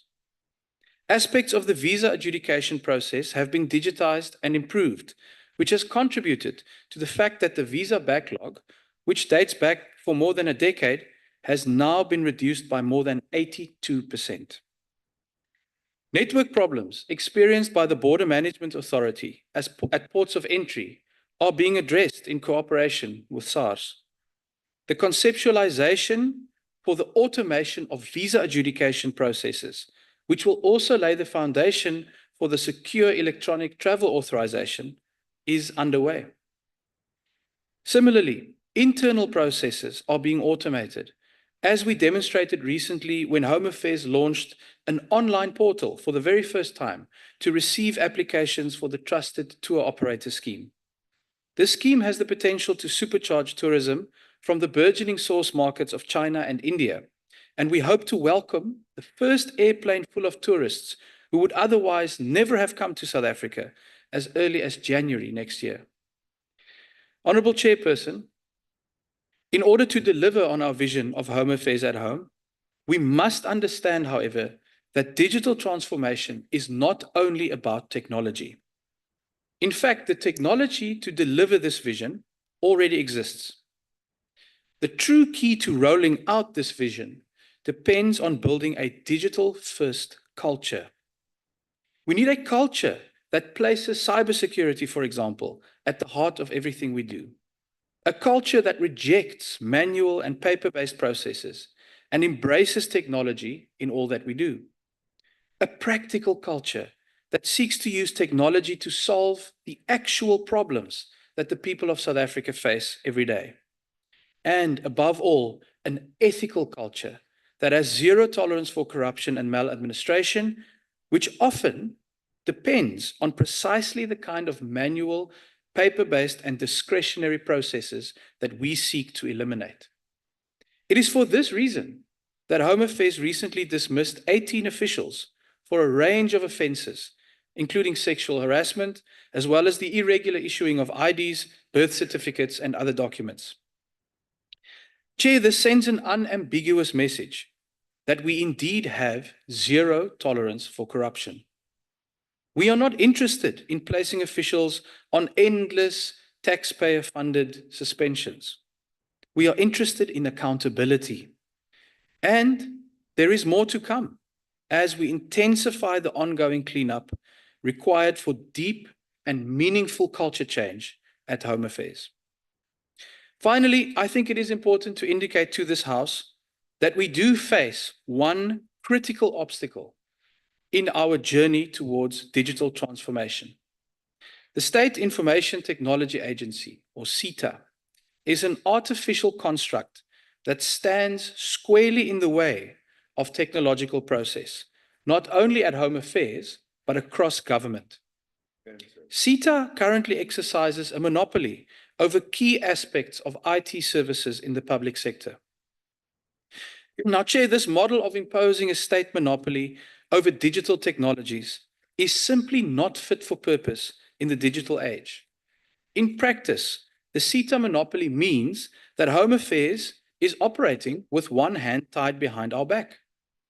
Even as we move with urgency to reform technological aspects under our control, our efforts will fall short for as long as we cannot maintain, procure, and properly manage our own IT infrastructure. I say to the members of this House that it simply cannot be right that Home Affairs is held accountable for IT failures, yet we are not empowered fully to address those same failures. We cannot digitally transform and revolutionize government in the context of an outdated IT government monopoly. It is therefore critical that government as a whole, and the Department of Communications and Digital Technologies in particular, take urgent steps to reform the regulatory environment for information technology.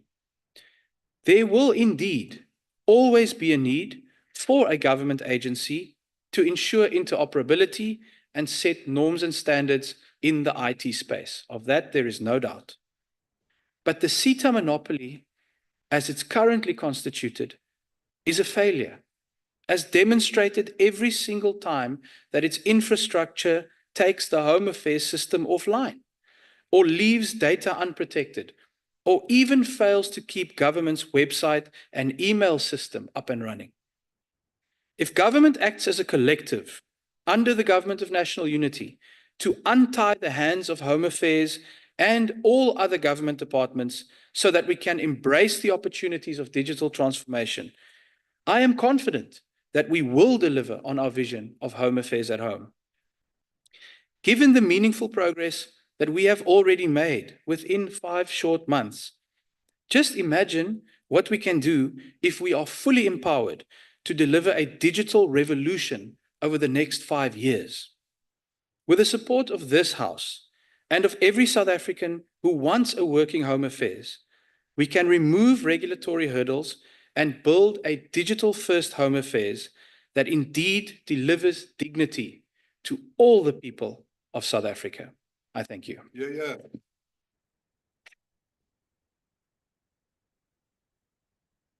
Thank you, Honorable Schreiber, for your executive statement. Now I'm calling upon Honorable Zulu to take the podium and respond to the statement. Thank you, Honorable House Chair, Honorable members. Through you, Honorable House Chair. Good afternoon, Honorable Minister. The idea of Home Affairs at home sounds impressive, but it is nothing more than an empty promise. This government does not have the ability or the political will to make it happen. Once again, we hear big talk without real plans to fix the deep problems that are holding this department back. Let us start with with corruption, which is the biggest problem in Home Affairs. The dismissal of 18 officials for things like fraud and issuing fake documents is being called progress. But what does it really show? It shows that corruption is still a big issue. Firing a few people does not fix the root of the problem. Where is the plan to change the system that allows corruption to thrive? Without real action, this cycle of failure will continue. The government also blames the State Information Technology Agency, as you've just alluded to, Honorable Minister, for efficiency, calling it a monopoly that slows things down. But SITA has been around for decades, created under the same government watch. If SITA is a problem, why hasn't it been fixed? Blaming others isn't leadership, it's avoiding responsibility. Honorable House Chair and honorable members, let us also address this issue using the MK Party's principles and vision. Our manifesto is clear: public services must work for the people, not for political elites or private profiteers. The MK Party stands for, number one, people-centered services. Home Affairs must prioritize the needs of all South Africans, especially those in rural areas. This means real investment in basic infrastructure like electricity and the internet so that no one is left behind in the digital transformation. Two, anti-corruption leadership. We call for the establishment of a fully independent anti-corruption body to root out systemic fraud and hold all officials accountable. From the top down, accountability must go beyond dismissing a few scapegoats. Even if the technology is available, Minister, it cannot succeed unless the culture and system in the department are fixed. The minister talks about removing human discretion to stop corruption, but human oversight is still needed to make sure the system is fair and accountable. What is the department needs is not just new technology, but honest leadership, skilled workers, and a focus on serving the people. Home Affairs is supposed to be the beating heart of our government, but it has been failing South African. I'm sorry, your time has expired. I'm so unfortunate. Thank you very much. Thank you very much, Honorable House Chair. The next respondent to the executive statement is Honorable Kharik. Thank you, Chair, and good afternoon, colleagues. Minister, Honorable Minister, the EFF reminds you that the reason why the GNU was formed is to secure effective and efficient services, meaning that we will take no excuses about SITA and all other obstacles, we want this government to work for the people. The EFF welcomes any form of digital transformation in the Department of Home Affairs, and this will enable millions of South Africans to have access to critical and much needed services delivered by the department. The EFF is, however, very concerned about South Africans living in deep rural areas where no internet connections exist, and these services are still evading those South African citizens. The department must also keep in mind that the huge majority of people in our country are not computer literate, and therefore consideration should be given to assist those in need of services but are unable to help themselves on a computer. The programs used must be extra user-friendly to assist the masses. Thousands of people in rural areas, Mr. Minister, have no access to home affairs services, and as a result, we still have many South Africans without ID documentation. There are thousands of them in deep rural. And there are still people in the country who have never been registered at Home Affairs. And the department has not taken any proactive steps to ensure that everyone who should be registered in this country is indeed registered. We are also concerned about how this department has failed to eradicate the problem of long queues at the department.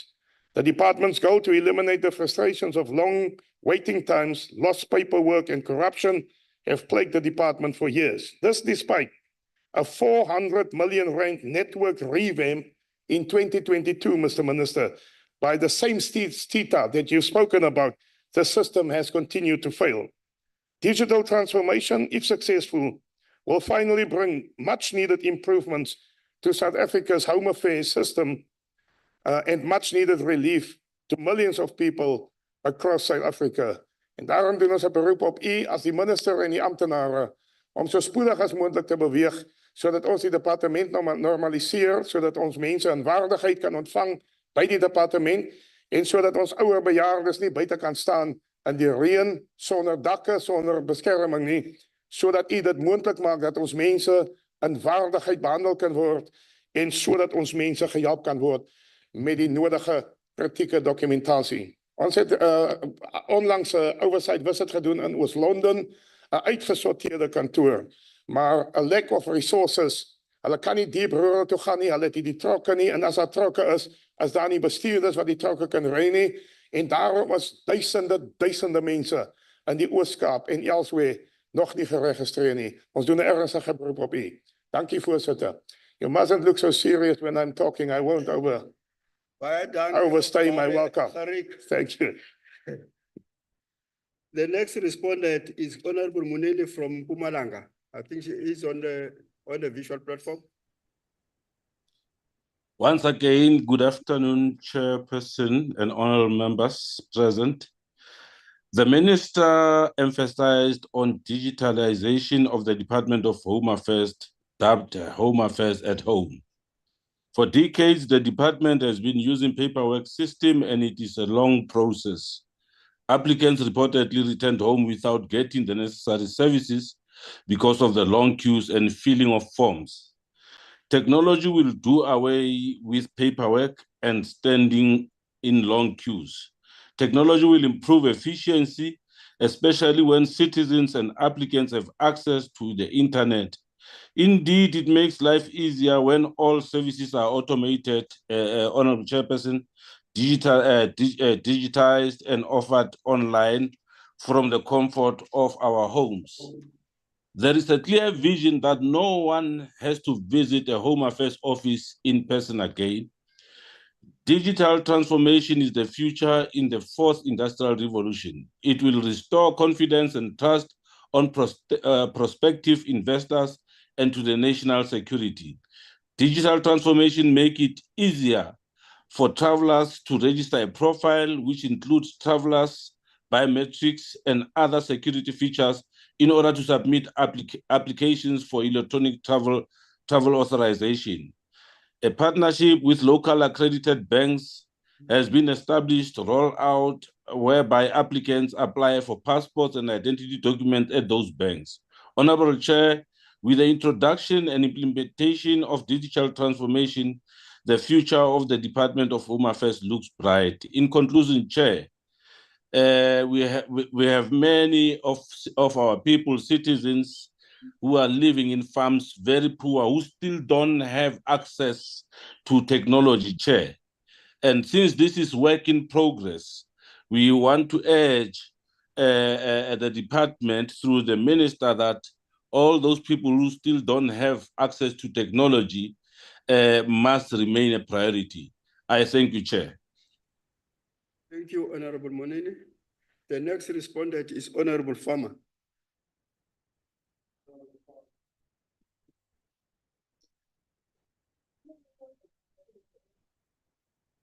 Thank you, Chairperson. Honorable Chairperson, Honorable Minister, and honorable members. Honorable Minister, you were given a portfolio that was asked for by the now Minister of Sports, Arts and Culture, Minister Gayton McKenzie. Yet the President thought it good to give this portfolio to you. Forgive me, however, to wonder where this portfolio would have been now if the Honorable Gayton McKenzie was heading it. Well, I guess we just have to play the hand we are dealt with. Minister, 2 Fridays ago, I put diesel in my car in Lambert's Bay to travel 62 kilometers to Vredendal to visit the only Home Affairs office in a radius of 200 kilometers. On my arrival, I was appointed to my place in a queue and wait my turn. As I was waiting, I realized that the queue is not moving and no one is saying anything. I stood up and asked one of the ladies what the holdup is, and her answer was that the system is off for a couple of days already, due to the camera that is supposed to take the picture is not working, and they have logged the call. She could not tell me when the issue will be resolved. I had to get to my car and drive back home again. Surely in today's age, with all the technological advancements, our poor people cannot be made to suffer more than is necessary. I had some expenses on that trip that I cannot get back. My biggest concern, however, was for all the poor people who was also there coming from afar with hard-earned money that has to go back without being serviced. How do you explain to someone who is unemployed and can finally get a job, he's so need, but have to have an ID that now has to hurt, they cannot help him. He will have to come back on another day. How and with what money? If he had to lend some for this trip already. You see, Minister, the service that your department is to deliver is a crucial service that we sometimes can just not do without.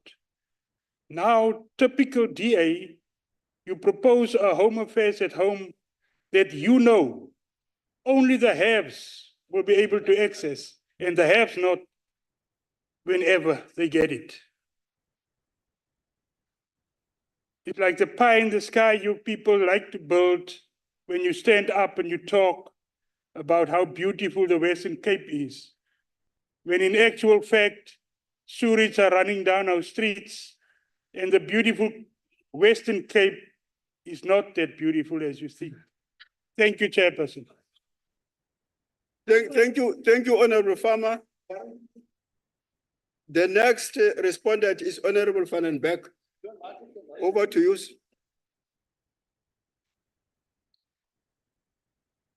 Chairman, Minister, and members of this House, thank you for your insightful statement regarding the apex priority on digital transformation of the Department of Home Affairs. This concept was coined by President Mbeki in 2008 in his State of the Nation address. It was 16 years ago. Now, we have to take a moment to reflect on digital transformation. The only way South Africa can muster improved service of any kind, especially up to individual level, would be through focused digital intelligence and database management. This country can simply not afford an approach of employing more people to reach more people with more expense, like it was done in the past. On this way forward, we have now come to a junction in the road, and we must decide for once and for all if we are going to unleash the full potential of digital technology or not. On the one leg, one wants to stand on service delivery and expectations, but on the other leg, we still want to work around the system and take a chance to corrupt when no one is looking. Baisa. Kansvat. This culture must change. Minister, a good start to prove our dedication to service for all would indeed be to visit the monopoly hold CETA has on not only Home Affairs but across government. We have to be able to source better service suppliers that can deliver Home Affairs at home. But we also need a SAPS at home and other services. Let us not wait for another 16 years. I thank you. Thank you, Honorable Van den Berg. The next respondent is Honorable Peter, Eastern Cape. Minister ohloniphekileyo, ndicinga uba ngofaka indlebe ngoba ndizawuthetha isintu. Sihlalo wendlu siyabulisa koominister bakhoyo. CUDM siliqhwebela izandla isebe lezekhaya ngendima elidlalileyo ngokuthi liqinisekise ukuba isibonelelo sabantwana sifunyanwa ngabanegunya loko kuphela. Okwesibini, nangona ugqwithizo kwisebe lezekhaya lukhona ngokuthi kungabikho ziseko zezinga eliphezulu, loo nto ke iye ibangele ukuba abaze ngendlela engeyiyo abasemzini ke ukutsho bafumane ithuba lokuxhamla kwezi zibonelelo ngendlela mnyama ngenxa yesiseko ezingekho kwizinga eliphezulu. Uninzi lwabemi bangaphandle, iLesotho ke ukutsho neSwatini, baye bazixhamlele kakhulu kolu bonelelo lwabantwana ngendlela mnyama nyanga nenyanga ngokuthi basebenzise izazisi zomgunyathi babuyele kumazwe abo bezuze kwanobomi. Ngoko ke CUDM siyacela ukuba isebe lezekhaya likhe lenze ukhuseleko kwimali yabarhafi ngokuthi lize neziseko kwanophuhliso lezobugcisa, ubuchwephesha obungobunye, hayi kusetyenziswe ubuchwepheshe obaphelelwayo. Ngomnyaka ka-2024 kwinyanga ka-Okthobha apho abesebe lamapolisa afumana umkhonyovu weofisi wesebe lezekhaya eDurban, apho abasemzini becula bezombelela ukuzenzela usinga bezatifitifi zemitshato ukuze bafumane ubume obupheleleyo bezwe. Mphathiswa ohloniphekileyo, suka kule old model uyisebenzisayo khawukhe uze neyakho njengomphathiswa omushasha. Udandalazise izicwangciso zakho. Sifuna new model, new idea, new mindset and new tactics. Ithemba lethu minister likuwe. Sawuhlekwa yi-EFF, sawuhlekwa ngumkhonto xa singadelivari ngendlela efanelekileyo. Nkosi. Thanks a million. Thank you, Honorable Peter. The next respondent is going to be Honorable Billy, KZN. House Chair, Minister, in September 2018, Honorable Ndongeni, an ANC Member of Parliament at the NA Department of Home Affairs Portfolio Committee, asked the CETA CEO, Dr. Mohapi then, this question. Does CETA have the capacity for this system? Does CETA have the ability to deliver the services that it's expected to deliver? Because they had failed to, they had a problem between 2 o'clock and 7 o'clock the next day, And she was basically trying to understand if CETA was able to deal with the disconnectivity. Minister, today, 7 years later, despite the great effort that you have since put into turning this crucial department around, we still have Home Affairs offices that are infamous for being offline, frustrating our people who spend hundreds of rands traveling to offices only to be told that the system is offline. We cannot continue like this.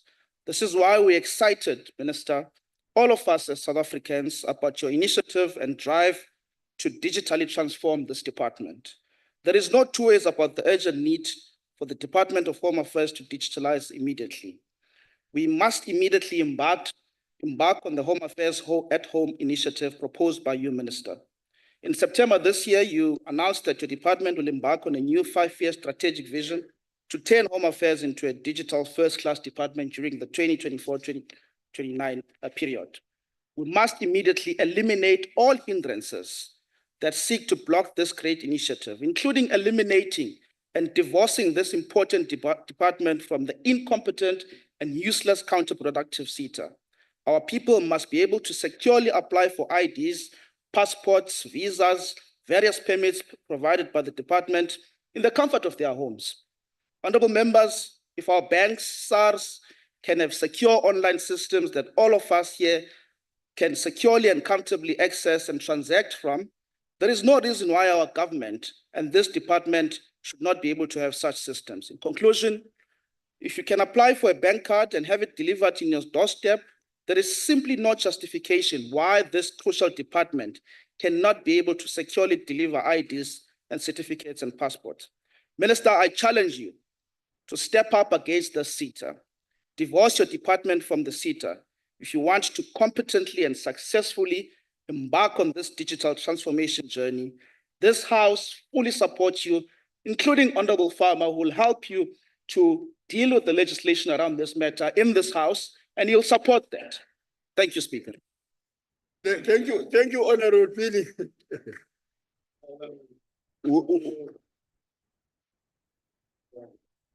All right, the next respondent is Honorable Nonkonyana, Eastern Cape. Chairperson, honorable members, honorable ministers, distinguished guests, good afternoon. There is a saying that out of nothing, nothing comes. What we are dealing with in this statement, honorable members, on the digitalization of the Department of Home Affairs is a continuation of the transformation of the department that has been started many years ago. In August 2019, the then Honorable Minister of Home Affairs, Honorable Dr. Aaron Motsoaledi, outlined the white paper on home affairs.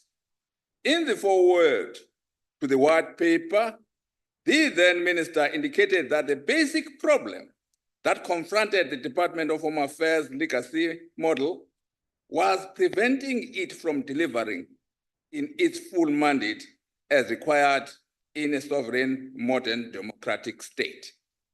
The minister further indicated that the only viable option in the longer term was to replace the current model by repositioning the department as a modern, secure department managed strategically by professionals.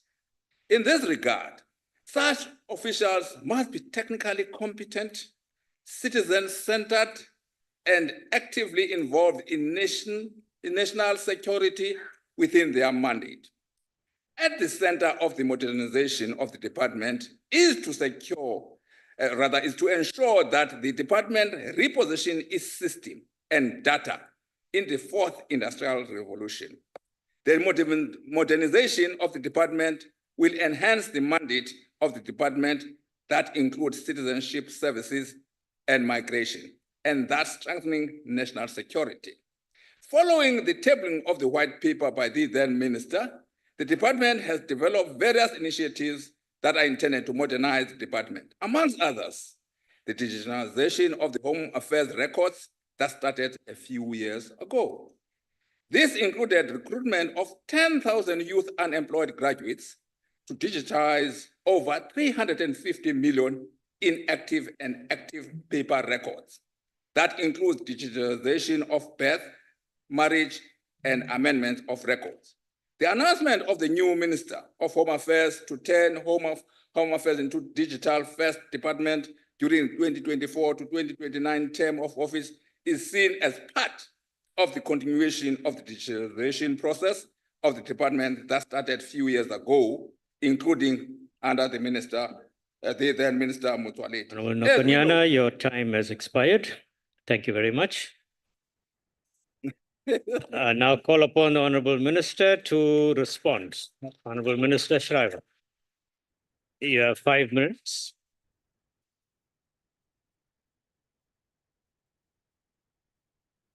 Thank you very much, Chair, and to the honourable members for the feedback. I think let me start with Honourable Zulu from MK. He says it's an empty promise. It sounds good, but it's an empty promise. I think it was the Honourable Farmer who also said it's pie in the sky. Chair, let me say, firstly, challenge accepted. Secondly, on the day that the Honourable Farmer and the Honourable Zulu receive their IDs delivered to them at home, it's not pie in the sky, but I hope they'll have some humble pie on hand to enjoy when we do that. Chair, the Honourable Zulu also raises the issue of corruption, and indeed a scourge that will continue to be tackled with the appropriate focus. And as I say, there's more where that came from in terms of the officials that have been dismissed. However, I must just check with the Honourable Zulu when he refers to these kind of issues. Does he mean things like the granting, illegal granting of citizenship, for example? You know, like the one that I recently cancelled, which had gone to the son of the Guptas illegally. That is exactly the kind of corruption we're cleaning up, and it comes from your Jacob Zuma, nowhere else. Let me also say, Chair, that the point is well made by the Honourable Gericke about rural areas, and I think there was another member who also touched on it. But these things, this is not a dichotomy. The ability that we have to enable people to access Home Affairs services using laptops or smartphones or at their local library, for example, will immediately relieve pressure on Home Affairs. Because people who don't have to go to the office will do it from home, including many people who are spending money at the moment who are traveling. You know, the smartphone penetration rate in South Africa is very high. It's over 80%, I believe. But even then, the great advantage here is going to be that we can then use our resources to go out into rural areas and actually go and serve people where they are. It's another facet of Home Affairs at home. So by relieving pressure on the system, by taking people out of the offices who don't have to be there, if you're renewing a passport or an ID, you must be able to do that from home. We will actually be able to put more resources into going into those rural areas. And I think, you know, so the idea behind the trucks, for example, that we have, you know, those are the kind of services that we'll have more resources to invest in going forward, because we won't have to spend our money on these kind of routine services for people who otherwise would not even have to come to the Home Affairs office. I think the Honourable member from the EFF also perhaps ironically made my point about CETA. Because he indicated that there was a revamp that was done, I think he said 400 million rand a few years ago, and he complains that the system still fails. I couldn't agree more. But the point is, it's failing because we have an IT monopoly that is not able to deliver the services. As the Honourable Billy points out, the track record is there. And Chair, I think it was Einstein who said, the definition of insanity is doing the same thing over and over again and expecting a different result. How many more times do we want to do the same thing over and over again when it comes to IT and suddenly expect system offline issues or queues to disappear? It's not going to happen. We have to start doing new things. And that's why I say the only way we'll do that is, as a collective in the government of national unity, take the decisions we need to change the regulatory environment so that departments like Home Affairs, and indeed the minister you will hear from next, to be able to do the kind of investments that we require into our IT infrastructure. That is our most critical obstacle, honorable members. This is it's not rocket science. We know what we want to do. We're doing as much as we can already in this space to improve the speed of digital transformation, but we have run into an obstacle. And that is our feedback to you today, to say that now we must collectively find ways, because it's not for Home Affairs to decide what happens with CETA. It's a bigger regulatory question, and we must now find a solution to really free up government departments who want to embrace the opportunities of technology to do so. And ultimately, our goal is very simple. And some of the members use the word dignity and waardigheid. We want to deliver dignity to the people of South Africa. Part of that goes with what the Honorable Peter says. The way in which we stop fraudulent SASSA transactions is by making sure that our system and our database that I mentioned is completely secure, that no one can get hold of these fraudulent documents. You can do that by investing in technology. So thank you to the members of this House. Please support us in dealing with this one key obstacle. If we do deal with it, I'll come back here and we'll keep you posted on the progress. Thank you very much, Chair.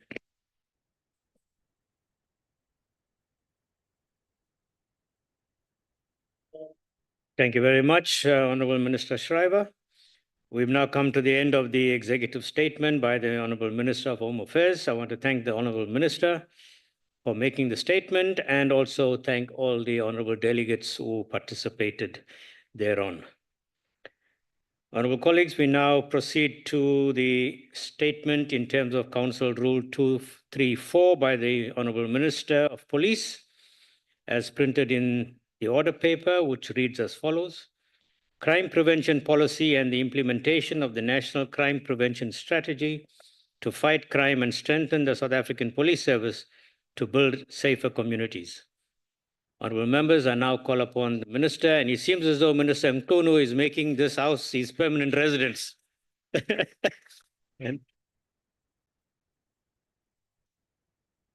Honourable Minister, you have 15 minutes. Thank you.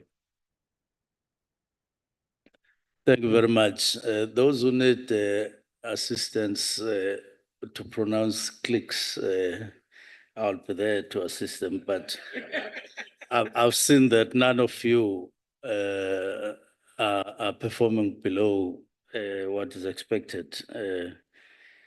It's a matter of time that all of us are able to pronounce those clicks. Thank you very much, Chair, for the opportunity once more. Of course, we appreciate this opportunity once more to talk to the NCOP and the public about policies, about strategies, about our readiness and ongoing readiness to fight crime in the country. Section 205 mandates the South African Police Service to prevent, combat, and investigate crime, maintain public order, protect and secure inhabitants of the Republic and their property, and uphold and enforce the law. These responsibilities guide the formulation and implementation of our policies and strategies. In March 2022, based on this section that I've spoken about, Section 205, Cabinet adopted an integrated crime and violence prevention strategy, short ICVPS, Integrated Crime and Violence Prevention Strategy. In this ICVPS, the emphasis is on whole government, that concept of whole government in action, fighting against crime, and then the whole of society approach involved in fighting crime. whole government, whole society. This strategy draws from the 2016 white papers on policing and safety and security and the National Development Plan, Vision 2030, and it is integrated into the SAP's national policing strategy for 2022-2025. The strategy recognizes the violence and crime that violence and crime are the result of a complex web of social and economic and political factors, and therefore sets out government strategy aimed at promoting an integrated and holistic approach to community safety, crime prevention, and violence prevention. Some South Africans are more vulnerable to crime and violence than others, and they may also have less access to protective factors that help them recover from or prevent crime and violence. Hence the need for a more comprehensive strategy that reaches out to everybody and involves everybody. ICVPS has 6 pillars. I just count them. 1, effective crime or an effective criminal justice system. That when you arrest, then they must be able to process effectively and conclusively all the cases. The second pillar is early prevention. Don't wait until, look at science, your intelligence. Victim support, if crime has already happened, rush and support people, whoever they are, as victims. 4, effective and integrated service delivery for safety, security, and violence. Then safety through environmental design. And then the last one is active public and community participation. It tries to be as comprehensive as possible, looking at all aspects that could contribute or that contribute to a vibrant kind of environment in our country involving everybody against crime. The Civilian Secretariat has done all the work, finalized the ICVPS, served it before all necessary committees, including JCPS, including DGs, and is now ready for official launch early next year. We will do so. But it will find us already in action on some of the aspects thereof. So all these things, signing agreements, is an effort towards this to make sure that we are able to prevent crime in the country and we are integrated. The National Policing Strategy is a cornerstone of our efforts, affirming the SAP's commitment to inclusive and collaborative approaches in combating crime and violence. Now, within this ICVPS, there is an action plan that we call Crime Prevention and Combating Action Plan, which emphasizes, among other things, that in implementing ICVPS, we must be intelligence-led, we must aim at stabilizing the country against violent crimes, which all of us are complaining about, including the Cape Flats, and including in some areas as shown by statistics, showing which police stations are the first 30 in the list of being infested by crime. So we have many indicators that allow us to look at the whole country from above and see where we're red and where we're bleeding and all of that. And therefore, this action plan says be intelligence-led, but you need to stabilize violent crimes in the country. Now, Operation Chanela is part of those methods, part of those, part of that action plan, and it constitutes quite a significant part of that kind of plan to intervene. I must just indicate that we possibly are going to have 2 Operation Chanelas. There's going to be this one that we know It operates at highways and other areas, intersections and so on. But we want to get to communities now because people continue to say, yes, we see that stats have gone down. I mean, crime has gone down. You people are talking that crime is declining, but yesterday there was this and this in my area. We didn't see police. This is what happened there, and so on and so on. Now we want to go to where people live, where people can see South African police in action in a sustained kind of operation or situation, so that when people indeed point us, show us or talk to us like a 10-year-old boy in Cape Flats get killed a couple of days ago, where were police and so on, were unable to answer convincingly to say, no, but police were somewhere in the street and so on, and they prevented that, or they were there immediately as it happened and all of that. So the aim is to make sure that to the best of our ability based on numbers, including those numbers that we've been consolidating from metros, we are able to say, at least when a person looks this side and that side, you must see police, because that's the only way people can derive or begin to gradually begin to feel confident in the country when they see police. If they can't see them, worse when crimes take place and so on. So Operation Chanela is like that, and we're consolidating it so that police become visible but also active. Now, it will also be accompanied by intelligence gathering, analysis on an ongoing basis, and coordination to inform operational designs. It is very important that we be on a consistent assessment of communities, even though we can't guess who is waking up wanting to shoot who. But to a large extent, we must be able to see things when they are simmering, when people are still talking on soft tones about committing crimes and so on.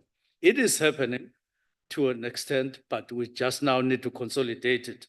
I'm saying this because one impressive thing, I think it was yesterday or so, when police followed people based on intelligence, and indeed they caught them somewhere in Johannesburg, and it proved the information that they had correct.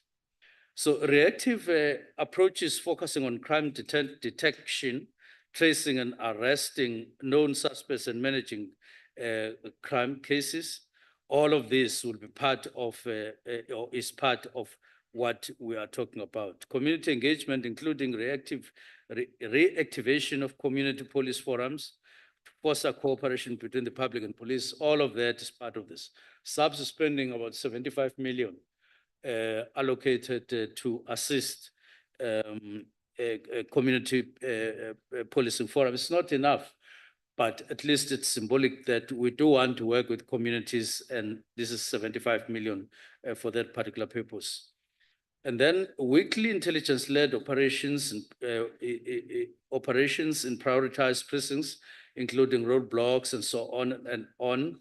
The SAPS is also working with the South African National Defence Force where necessary.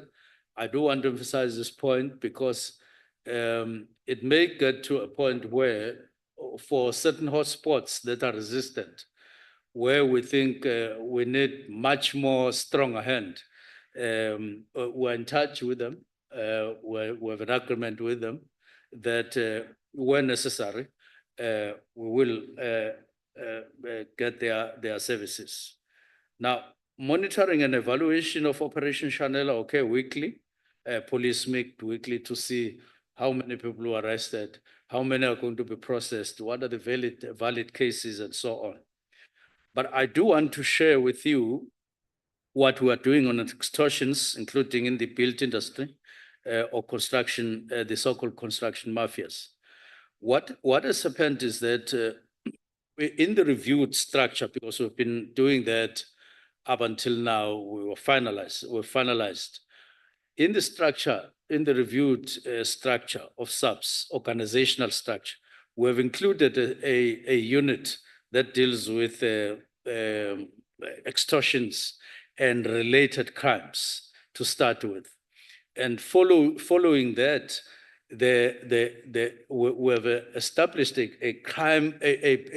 national office within SAPS on this type of crime, because we see that apart from in certain industries like build industry, but communities general are being targeted by these criminals, but also is in the taxi industry and so on. Apart from that, we have then created extortion offices or units within the structure, but at provincial level. So it's going to be coordinated at that level solely with a focus just on this.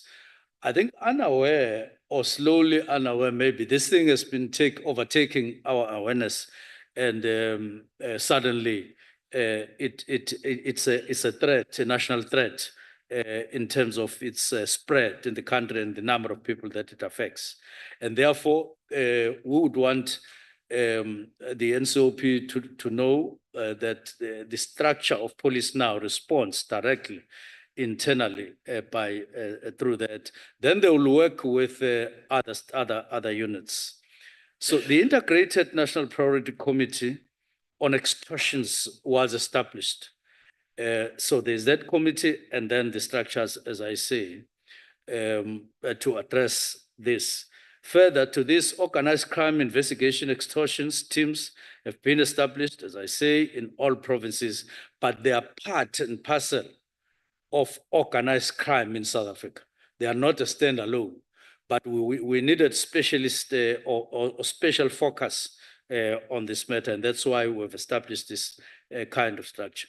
Now, looking ahead, the government is committed to achieving outcome number 3, and all of that through net joints and so on.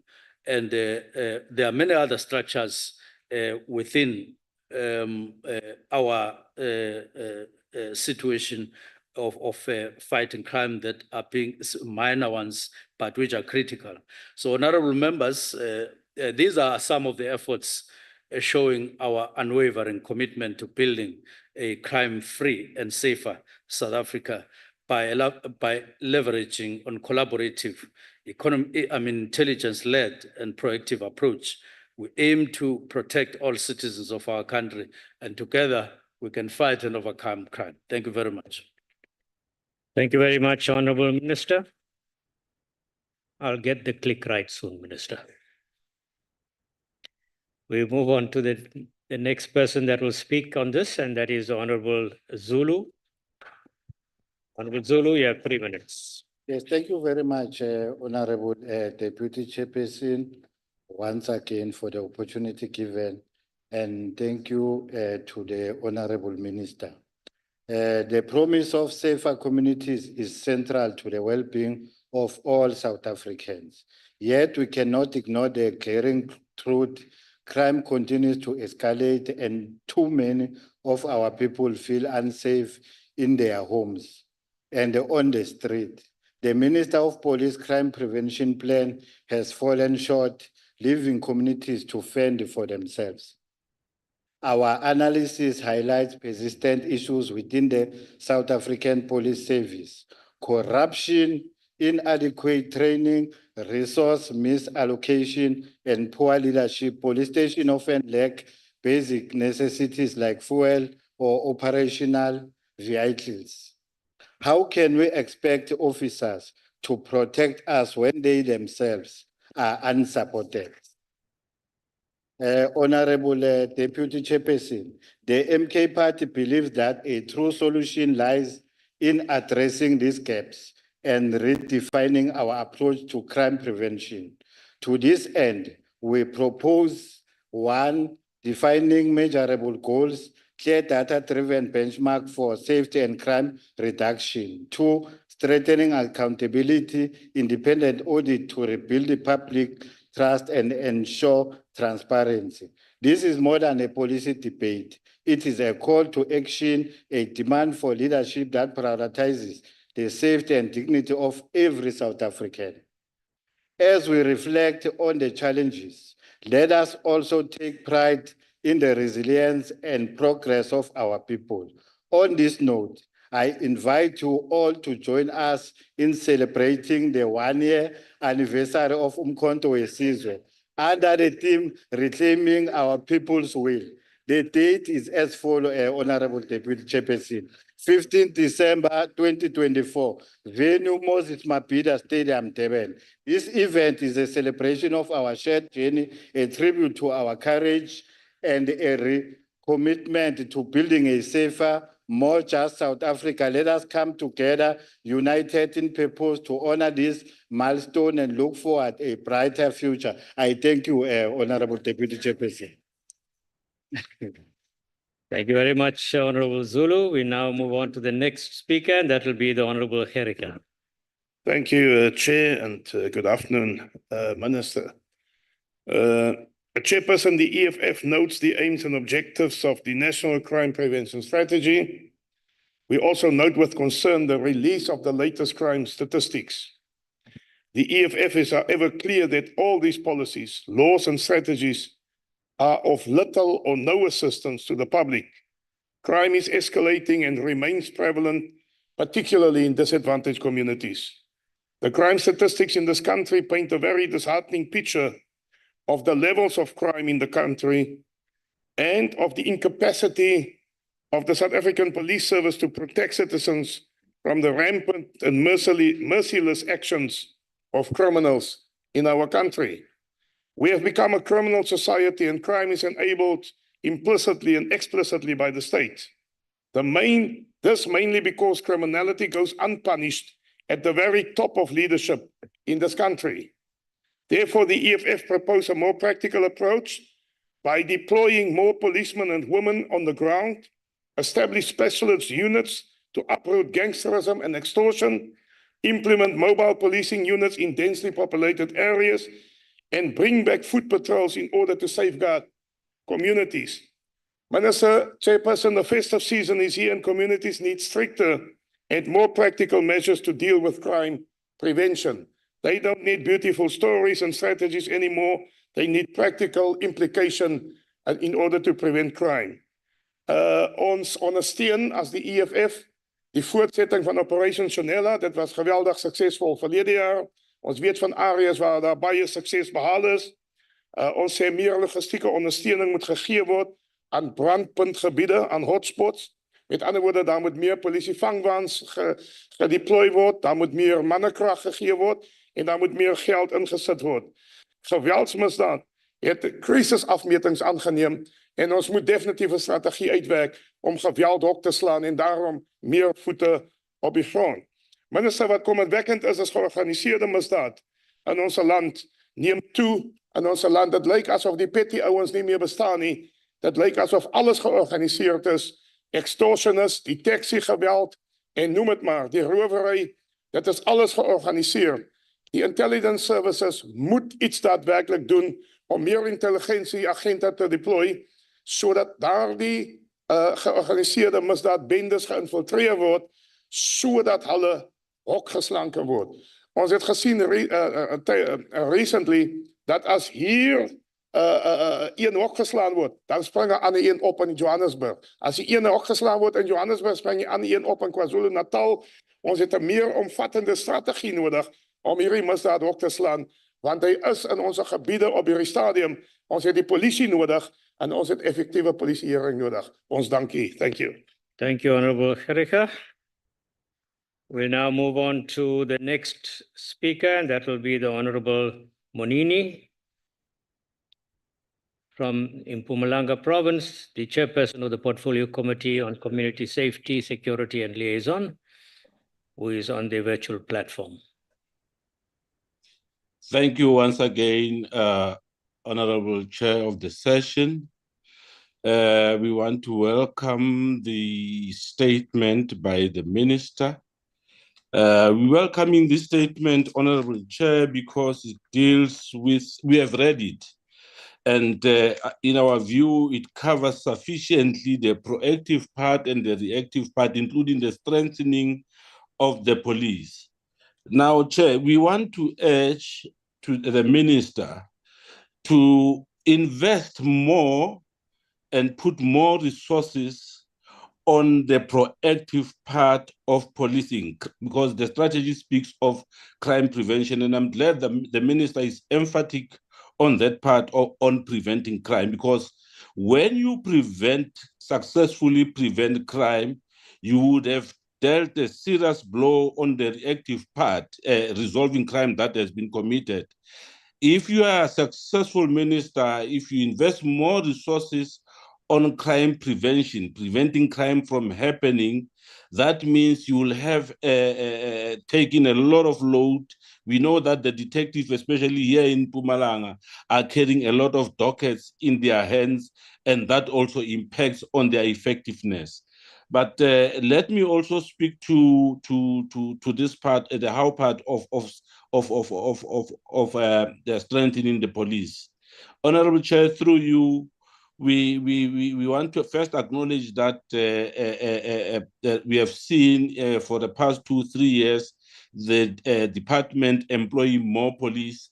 It was not enough, and we know that the minister is aware, and we sympathize with you, Minister, because due to budget constraints. But if we have to win a crime and prevent it successfully, we need more boot on the ground. You would need to employ more police officers so that you are able to enhance the visibility of our police in the province or in the streets around the country. We also want to urge Minister, through you, Chairperson, that we need to look at increasing police stations. And in our instance in Mpumalanga, we have noted that we have areas, especially previously disadvantaged areas, that still do not have police stations. Police stations are kept at the previously advantaged communities in town. And if you look at where the population is located, they are in townships. So we urge on the minister to really assist in ensuring that we have more police. We acknowledge that there's a number of police stations that have been built, but that is not enough. And we want to, and lastly, Chair, on the reactive part, we have noted that there are serious challenges when it comes to capacity. Thank you, Honourable of Member. Your forensic time has laboratories. expired. Thank you So, very much for your contribution. We now move Thank on to you. the next speaker on the executive statement, and that is the Honourable Farmer. You have 3 minutes. Thank you, Chairperson. Honourable Minister,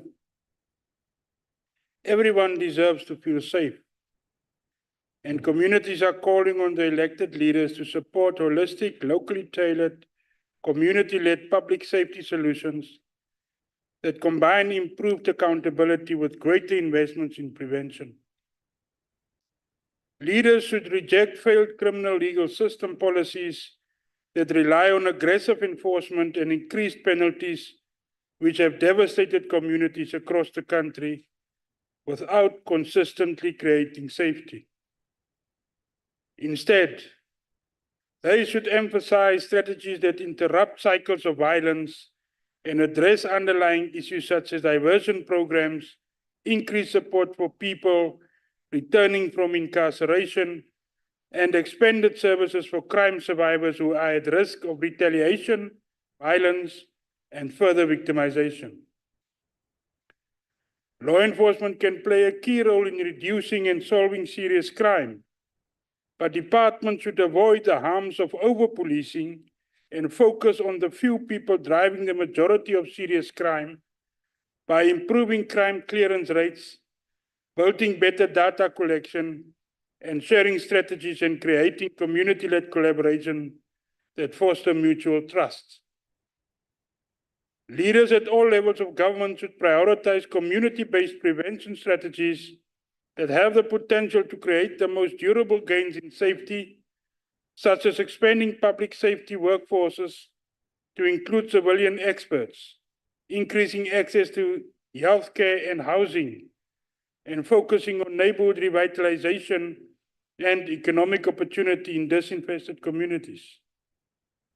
State and federal leaders should also change laws to curb access to guns by people who seek to commit violence, including limiting access to guns by individuals at the highest risk of violence, requiring firearms to be stored safely, creating licensing requirements for gun purchases, and empowering gun violence survivors to hold gun manufacturers accountable for neglect or negligent practices. We as a country should collectively take charge of our crime situation and address the challenges together. When South Africans stand together, we can achieve anything. Hulle weet nie wat ons weet nie. Salute. Thank you very much, Honorable Farmer. The next person to speak is the Honorable Vandenberg. You have 3 minutes.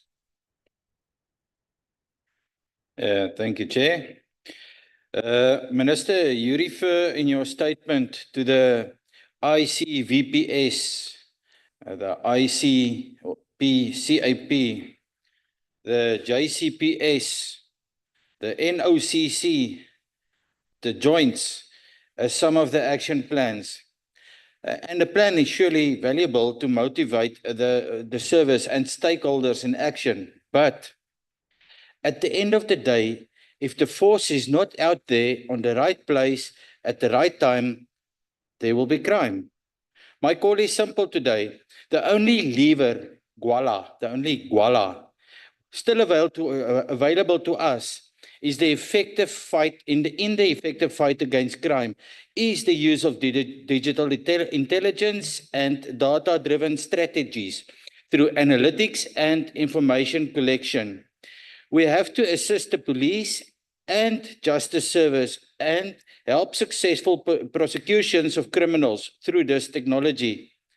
Global positioning systems in order to pin and locate crime scenes, evidence gathering, and to open dockets online with mobile phone applications. Crime has so many levels and facets, and we can only hold you accountable with oversight while supporting while we can. Doen so voort. Dankie. Thank you very much, Honorable Vandenberg. Next honorable member is Honorable Peter. You have 3 minutes. Inkosi sihlalo wendlu. Ndibulele kuminister endimthanda kakhulu nenimoyikayo. Ndimoyika kakhulu minister, ndiyamcenga xa ndithetha naye.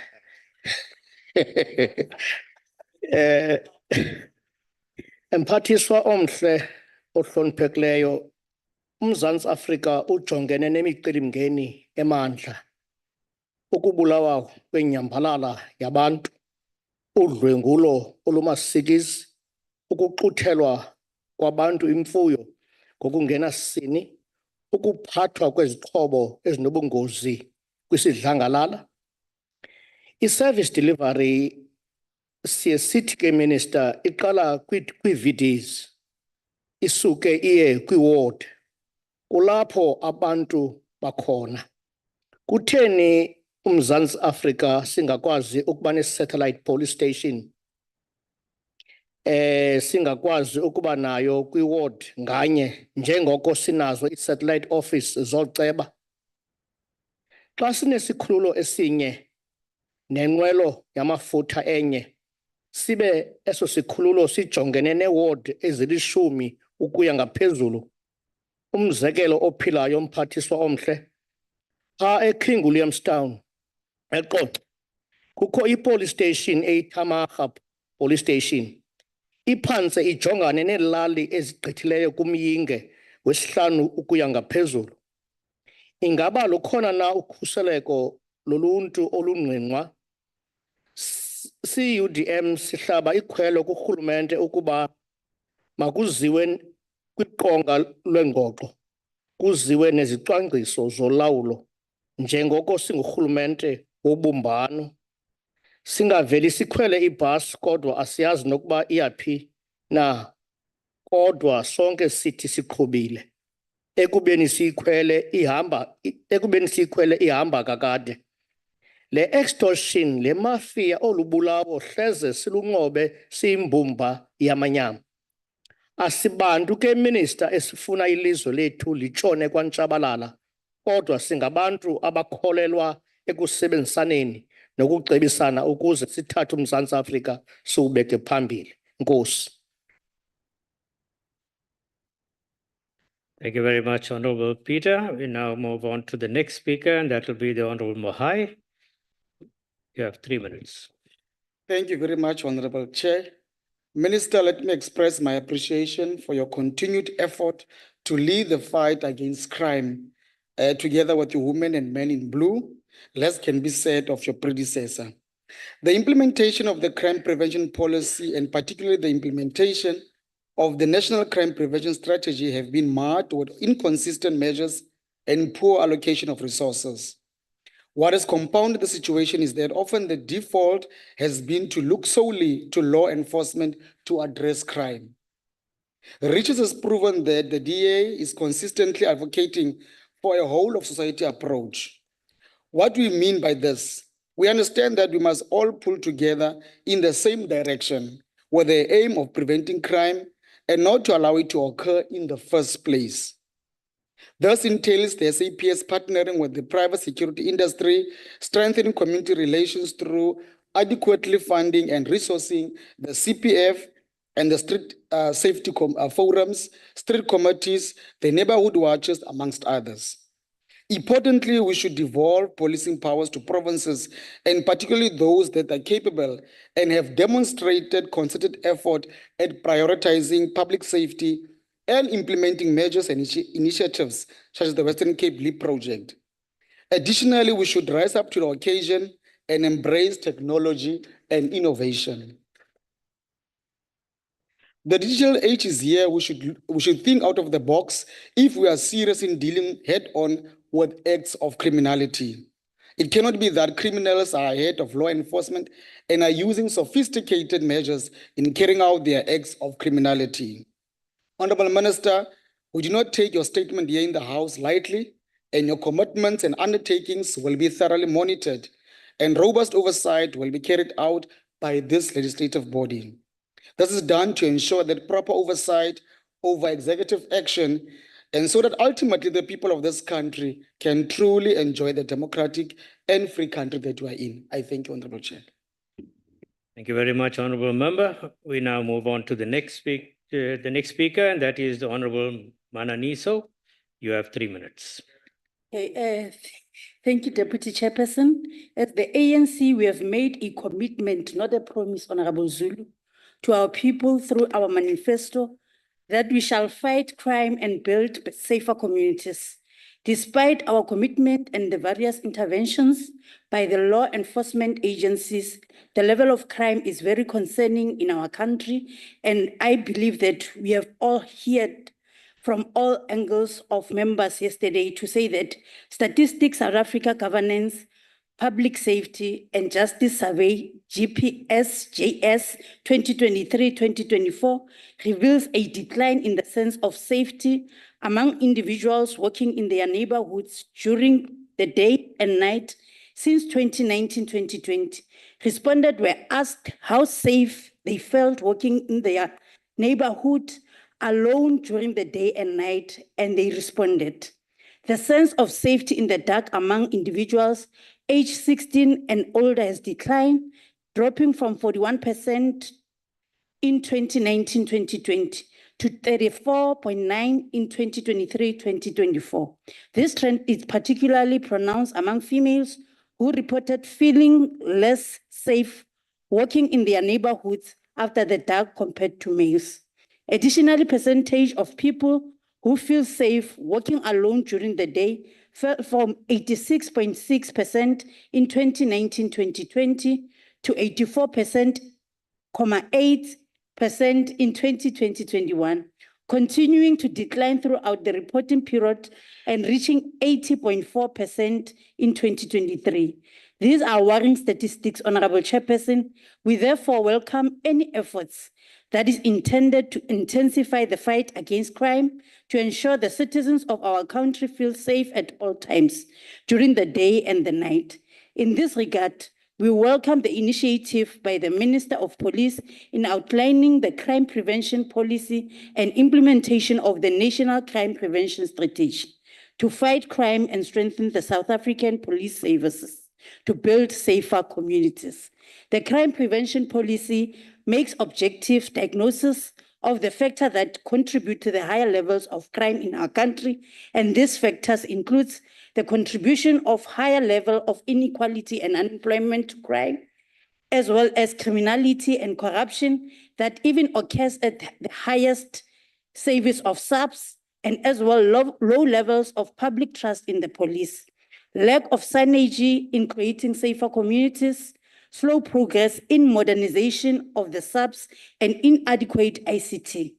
Key proposal in the National Crime Prevention Policy that seek to address these challenges, amongst other things, include the following, Chairperson: the creation of a professional and quality policing, and we believe we can do this together. Thank you.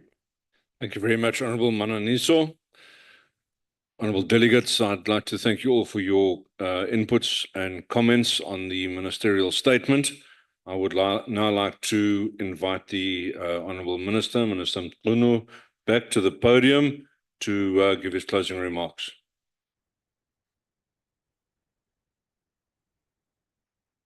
Thank you very much. Briefly to welcome the inputs by the honourable members. Indeed, they are quite constructive, informative, and empowering to us. And in the processing of our own thoughts, integrated with what you have said, we trust and hope that we will be able to get to a higher level of readiness and to fight criminals. Just on the concern about corruption, vehicles, accountability, and all of that among police at the beginning of in January 2025, we will have a 3-day workshop. Of course, we won't achieve everything we want to achieve, but that's where we'll be dealing with internal problems of SAPS, including causes of corruption among them, at the rate at which we are, dealing with suicides, doing it low morale, doing causes for all of these problems together, and at the same time trying to beef up administration to get to a level where it is required. And we're hoping that we'll achieve something in that 3-day workshop. That will include the promotion system of police internally, so that you don't become a constable for 20, 30 years without getting to a next level. But that will be followed by a summit in March. It will be end of March, 3 days there. There is where we'll review and overhaul quite a number of things in SAPS, so that we give birth to a new era in terms of, we don't have all the resources to turn everything and so on, but this will be an effort to get policing in South Africa, among others, deal with efficiencies, deal with effectiveness, and deal with proactive policing, promote it above reactive policing in the country, which has been there for a long time. On the infrastructure side, we see we won't get anywhere with the kind of program that we have. We're taking initiative. When we're ready, we will talk to the NCOP about an alternative plan to build police stations faster than it is happening now. We won't get anywhere, I must just say so. We've done a thorough assessment of what has been happening and what we're doing at the moment. And therefore, it needs a completely new approach so that we build faster, so that we can answer King Williamstown, Sizoilungsan police station, once we found this new alternative. It's not far, we're not far from that, we're very close. And the last issue that I want to address is resources. We've concluded, I said to National Commissioner, drink water, settle down. The resources that you have are the ones that you have. So don't spend sleepless night dreaming and thinking. The ones that you have, use them. Use them so optimally that everybody would say, let's get more. But let's optimize on what we have. Let's not hallucinate because the criminals are around the corner and we're busy asking for more money and instead of fighting. Let's get to work now with the resources that we have. They can get us where we are. And the attitude of police is exactly, I heard them when they were answering questions in the portfolio committee saying, no, we are using the resources that we have and even try that, but we're not hallucinating, we're not complaining to it. We're going to use the ones that, and we want criminals to think that we have additional resources when we have just the resources that we have. And therefore, yes, we need more, but on a softer tone. On a hard tone, we have resources, let's fight crimes and criminals. Thank you very much. Thank you very much, Minister.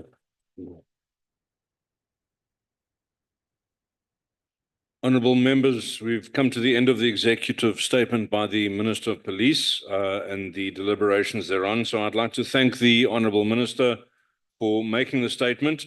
And I'd like to thank all of the delegates that participated, as the Minister indicated so constructively.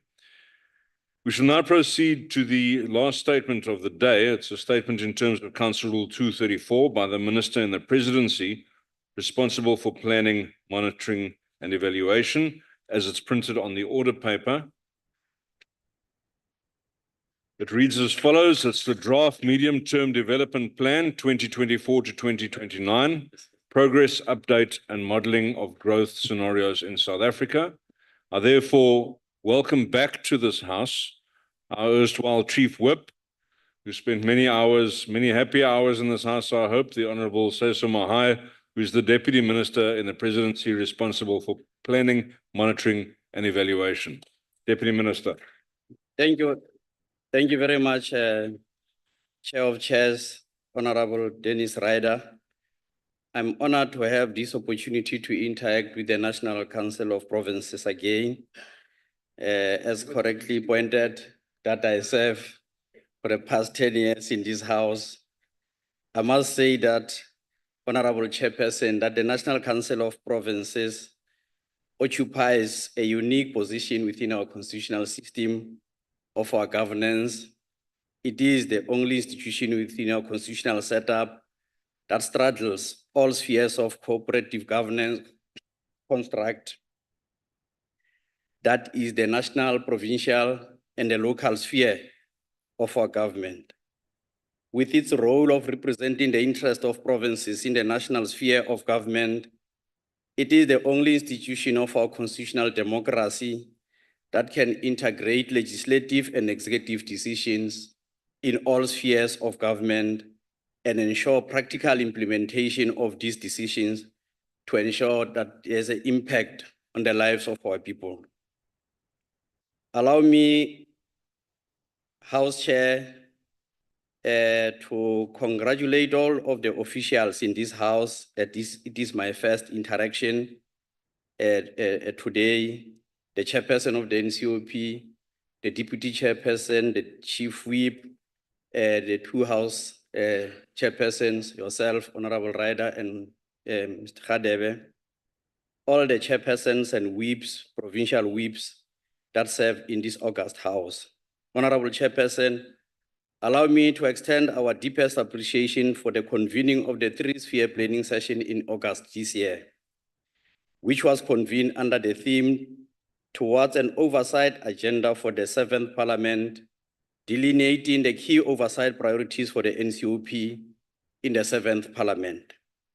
In our interaction with our various government departments, provinces and municipalities, we're able to establish that it set a tone on critical importance of joint and integrated planning. It has encouraged all spheres of government to work collaboratively in the planning and implementation of government programs and interventions to deliver quality services to our people and enhance effective implementation of key transformation priorities in line with National Development Plan Vision 2030. Honorable House Chairperson, the President announced the Cabinet for the 7th Administration of Government on the 30th June 2024. The 7th Administration committed to uphold the following fundamental principles as agreed by the 10 political parties to Statement of Intent on Government of National Unity.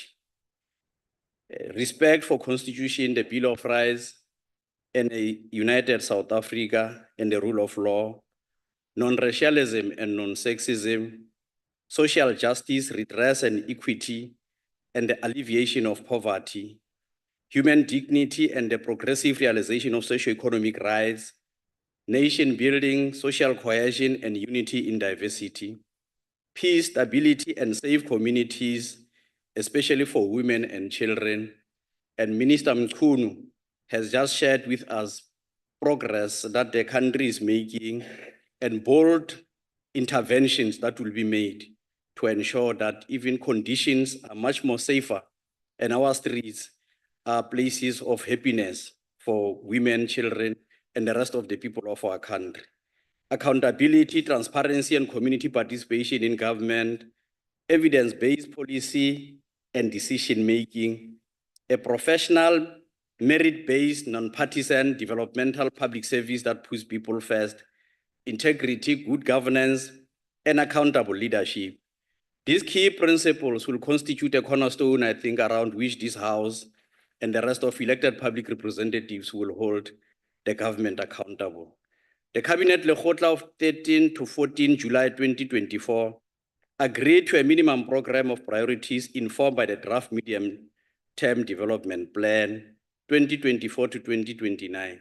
At the opening of Parliament address on the 18th July 2024, the President formally announced the three strategic priorities for the 7th administration, which are strategic priority 1, drive inclusive growth and job creation; 2, reduce poverty and tackle the high cost of living; and the third, build a capable, ethical, and developmental state. The President further directed that these strategic priorities serve as the basis for more detailed plan outlining indicators and targets of the MTDP 2024 to 2029. The MTDP will serve as the implementation framework for the National Development Plan, Vision 2030, and guide the work of the 7th administration and put South Africa on a path of inclusive economic growth and development. The NDP remains South Africa's long-term country plan towards 2030 and is aligned with its international commitment to the continent and globally. The goals of the NDP are to reduce poverty, inequality, and unemployment, and these continue to find expression within the MTDP 2024 to 2029. House Chairperson, the three strategic priorities, along with a set of policy choices and priority interventions, will be implemented across all government and overseen and monitored by the center of government. This approach aims to focus efforts and resources behind an ambitious but achievable set of goals that can drive delivery while presenting a clear vision to all South Africans for society we want to create. While these priority interventions do not displace other programs and commitments across government, they are essential to the economic growth agenda and should be prioritized for immediate implementation. This approach also requires collaboration with non-state actors, including business, labor, and civil society. The strategic priority 1, which focuses on rapid, inclusive, and sustainable economic growth to create jobs and serve as an apex priority. Strategic priority 2 aims to reduce poverty and tackle the high cost of living, also seeking to ensure that social assistance is leveraged for local economic development. The strategic priority 3 aims to build capable, ethical developmental state, which is critical for the success of the 2 strategic priorities. While the focus on vulnerable populations such as women, youth, persons with disabilities, and children is mainstream mainstreamed across all three priorities. A special focus on these groups is included in strategic priority 2. The three strategic priorities are thus interrelated. Through this plan, South Africa will complete the transformation of its energy and logistics system over the next 5 years to make it more efficient and competitive. More rapid and inclusive growth will be driven by harnessing the comparative advantage in green and digital economy, as well as other fast-growing, labor-intensive and export-oriented sectors. House Chair, public institutions will be strengthened and delivery of basic services like water and sanitation, healthcare and education improved. Law enforcement agencies will be equipped to tackle violent crime and corruption, and an institutional architecture will be put in place. The apartheid legacy spatial inequality will be addressed through a revitalized housing and transport policy that enable people to access economic opportunities. The reach of government support will be expanded to the unemployed via public employment and social protection. This is the vision of building a society that works.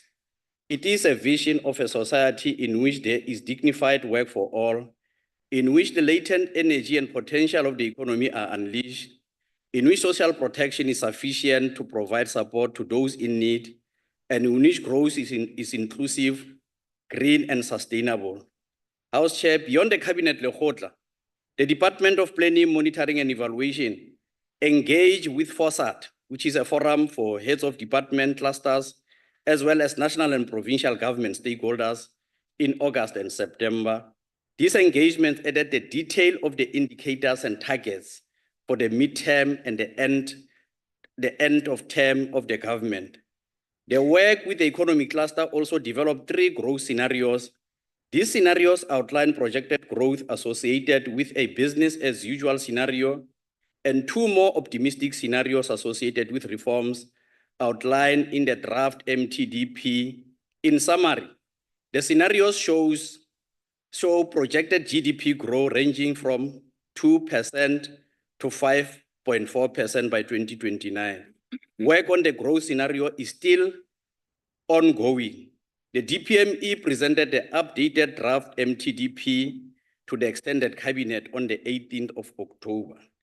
The cabinet directed that the forum for heads of departments and clusters should undertake further work to finalize the indicators and targets for the results framework of the MTDP. The president advised that this issue should be resolved in the 2024 calendar year so that updated draft MTDP can be presented to Cabinet Lekgotla in January. The president will announce the MTDP and the commitments of the 7th administration at the State of the Nation address in February 2025. Departments will have to make sure their departmental plans account for strategic priorities for the government and supporting targets for implementation over this term. House Chair, let us work together in unity across party lines and government levels to pave a new path for our democracy. Let us work shoulder to shoulder with compassion, clear vision, and determined to resolve in our resolve to build a better South Africa. Through targeted and well-aligned 3-sphere planning, budgeting, and implementation, we will also strengthen intergovernmental relations, cooperative governance, as we strive to accelerate the implementation of the medium-term development plan priorities. I thank you, House Chair. Thank you very much indeed, Deputy Minister Mohai.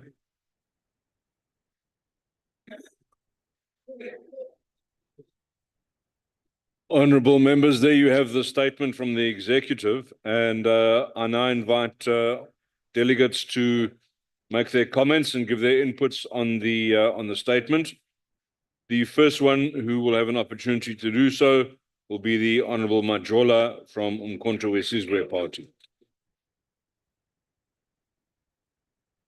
Thank you very much, Chairperson. Greetings to the ministers present. Members, we welcome the initiative to develop the medium-term development plan for 2024-2029, which aims to support the long-term goal outlined on the Development Plan 2020-30, which adopted in 2012.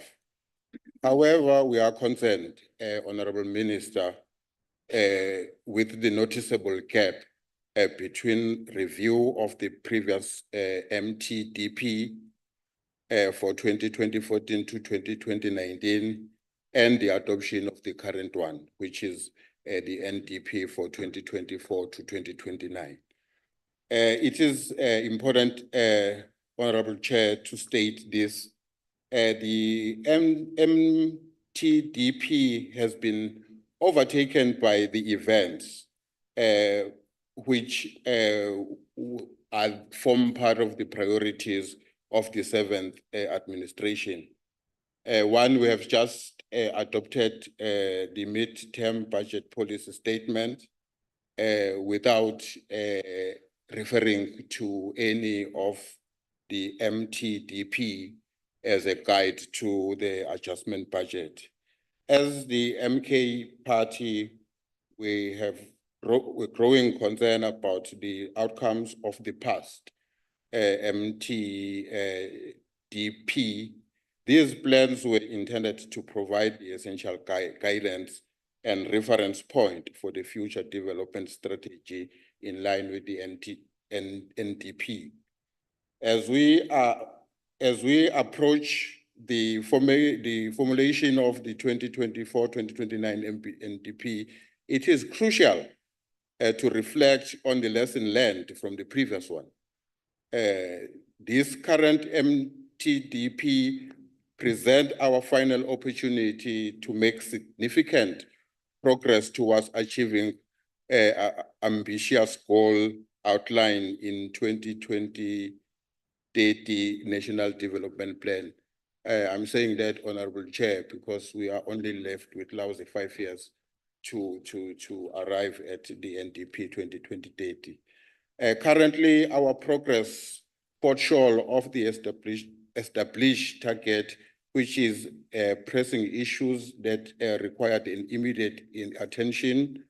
With only 5 years remaining in 2020-30, it is imperative that we take decisive actions to realign our efforts and ensure that we meet the national development objectives. We must prioritize effective strategy and implement necessary changes to enhance our performance in the coming years. Thank you, Honorable Majola. Your time has expired. Thank you. Unlucky again. Honorable members, thank you for that. Honorable members, we'll now pass the baton over to the Honorable Makasini from the Economic Freedom Fighters. Thank you, Chairperson. Greeting to the Deputy Minister, Dr. Sech Mohai. Chairperson, the monitoring and evaluation of services and resources allocated by the government is an important process that must include transparency, accountability, and efficiency within the department. Re a tseba Ntate Sech Mohai, lefapha lena la hao ke lefapha le lenyane haholo le na le mosebetsi o mongata wa ho monitora all the departments. However, re a tseba re nothile le lekase report e re fumaneng hore hona le challenges tsa di-project tse sa kgone ho tswela pele. And mosebetsi wa hao ke hore you must monitor all those departments and make sure the project di a qeta. And le ba le plan A1 e aligning all your department le di-entities, so that the resources tsona tsena tse nyane tse le di kopang ha re hana o lefa tsona be le re di-destroyers of the country, at least ha le di sebedise ha se le di fumane. Re ska ra fumana hore le mo le leng teng dimasepaleng le etsa intervention le le teng e le national department o fumana hore le tjhelete ye le tlameha ne le itse le a e batla ha le kgone ho e sebedisa and batho ba bo rona ba hloka di resources. So our plea as economic freedom fighters, re kopa le adopte as ne re bua o three planning session, really NCOP, one plan and one vision, so that we align your program, so that ha le latelane morao, ha o na le disaster kaofela mafapha, including le wena le lona ba etsa monitoring and evaluation, le salana morao le a Durban. Ha una a communication between yourself, ikare le a katana le maponesa, ha le trustane mare le itse le government o lo mong. And we have throughout the years been disappointed to learn that there is no evaluation of government program to ensure that the department do what they use and you also use your budget according to your plan that you presented, and you promise, as you have promised, to give people the services, but most of the time you are not doing that.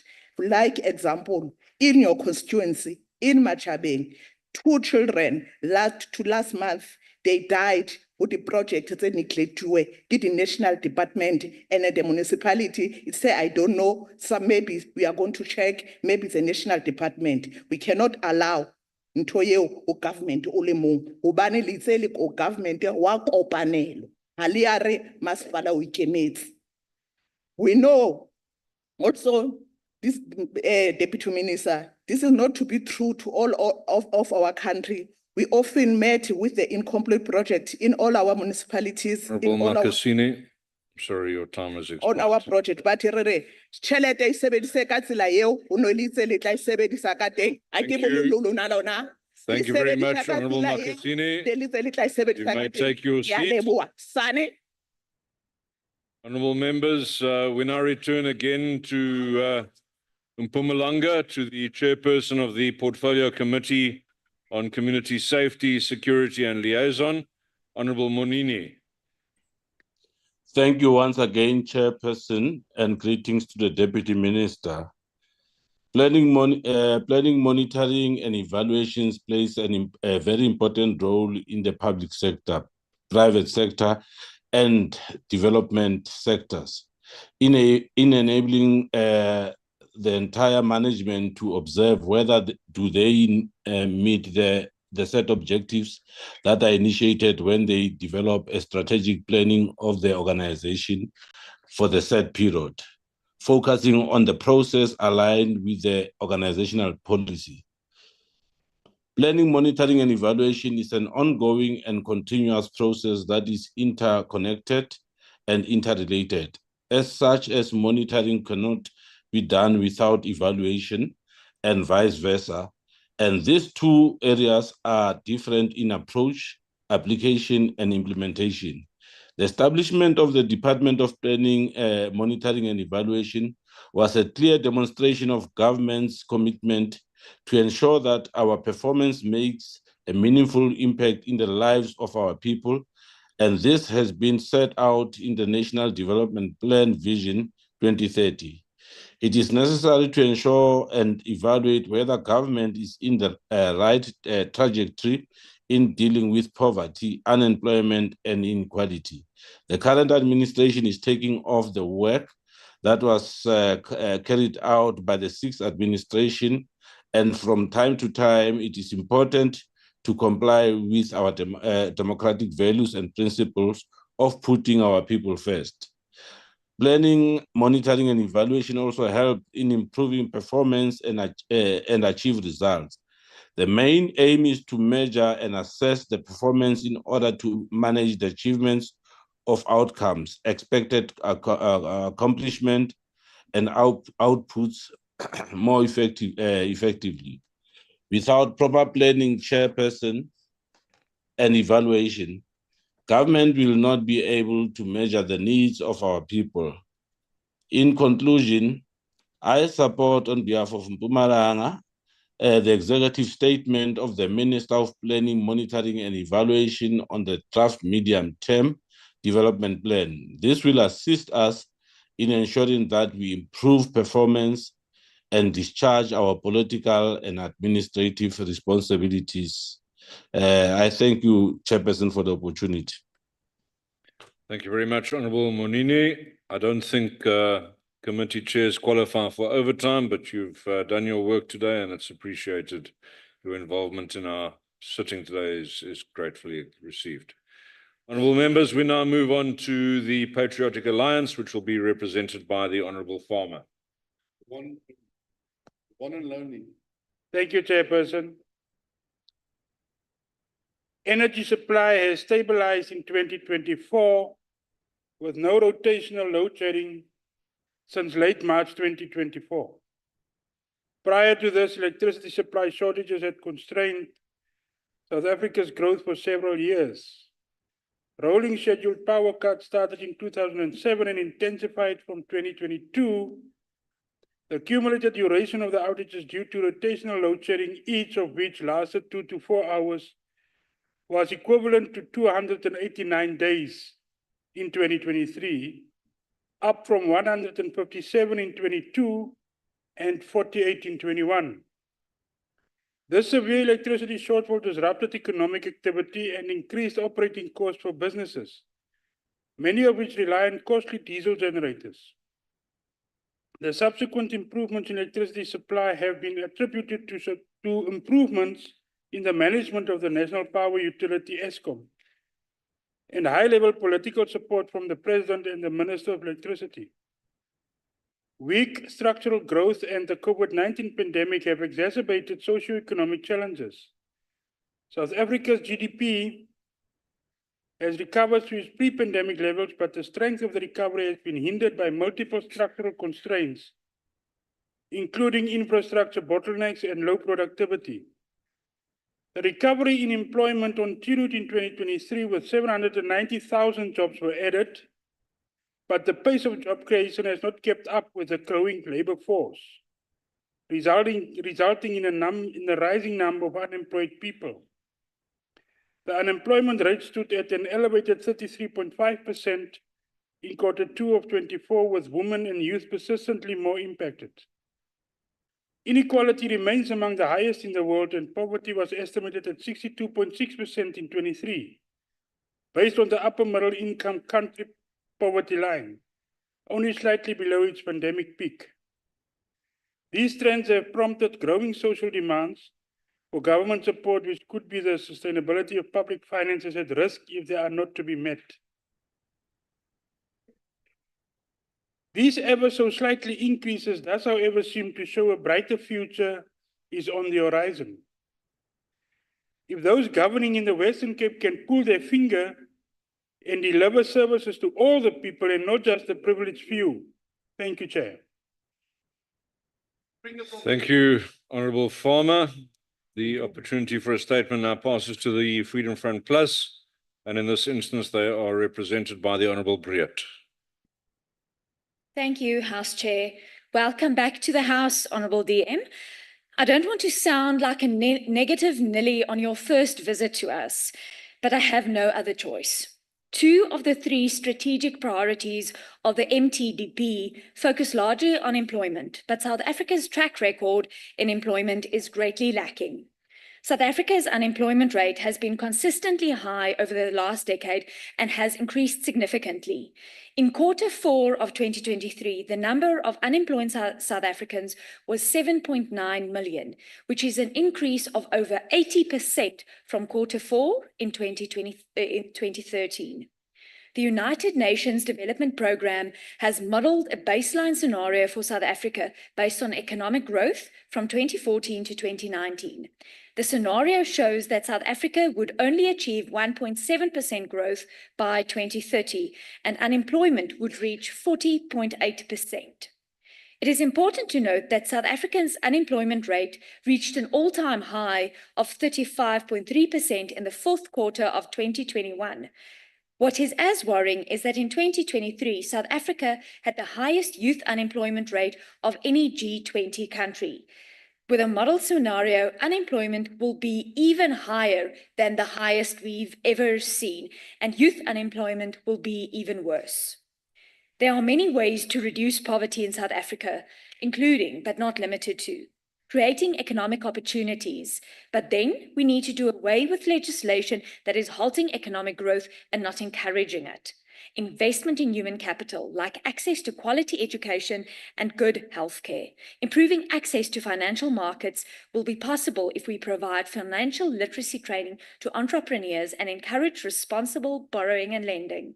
And we need to make life more affordable in general, such as we said earlier today, by ensuring that the cost of food is not inflated due to unnecessary logistical costs, to name but one example.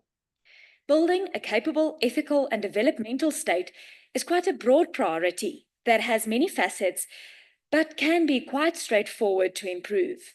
We need to do the following: improve governance, strengthen accountability and thus improving consequence management, make it easier for citizens to hold public servants and politicians to account, professionalize the public service, although I should not actually just be saying this, it should be a given.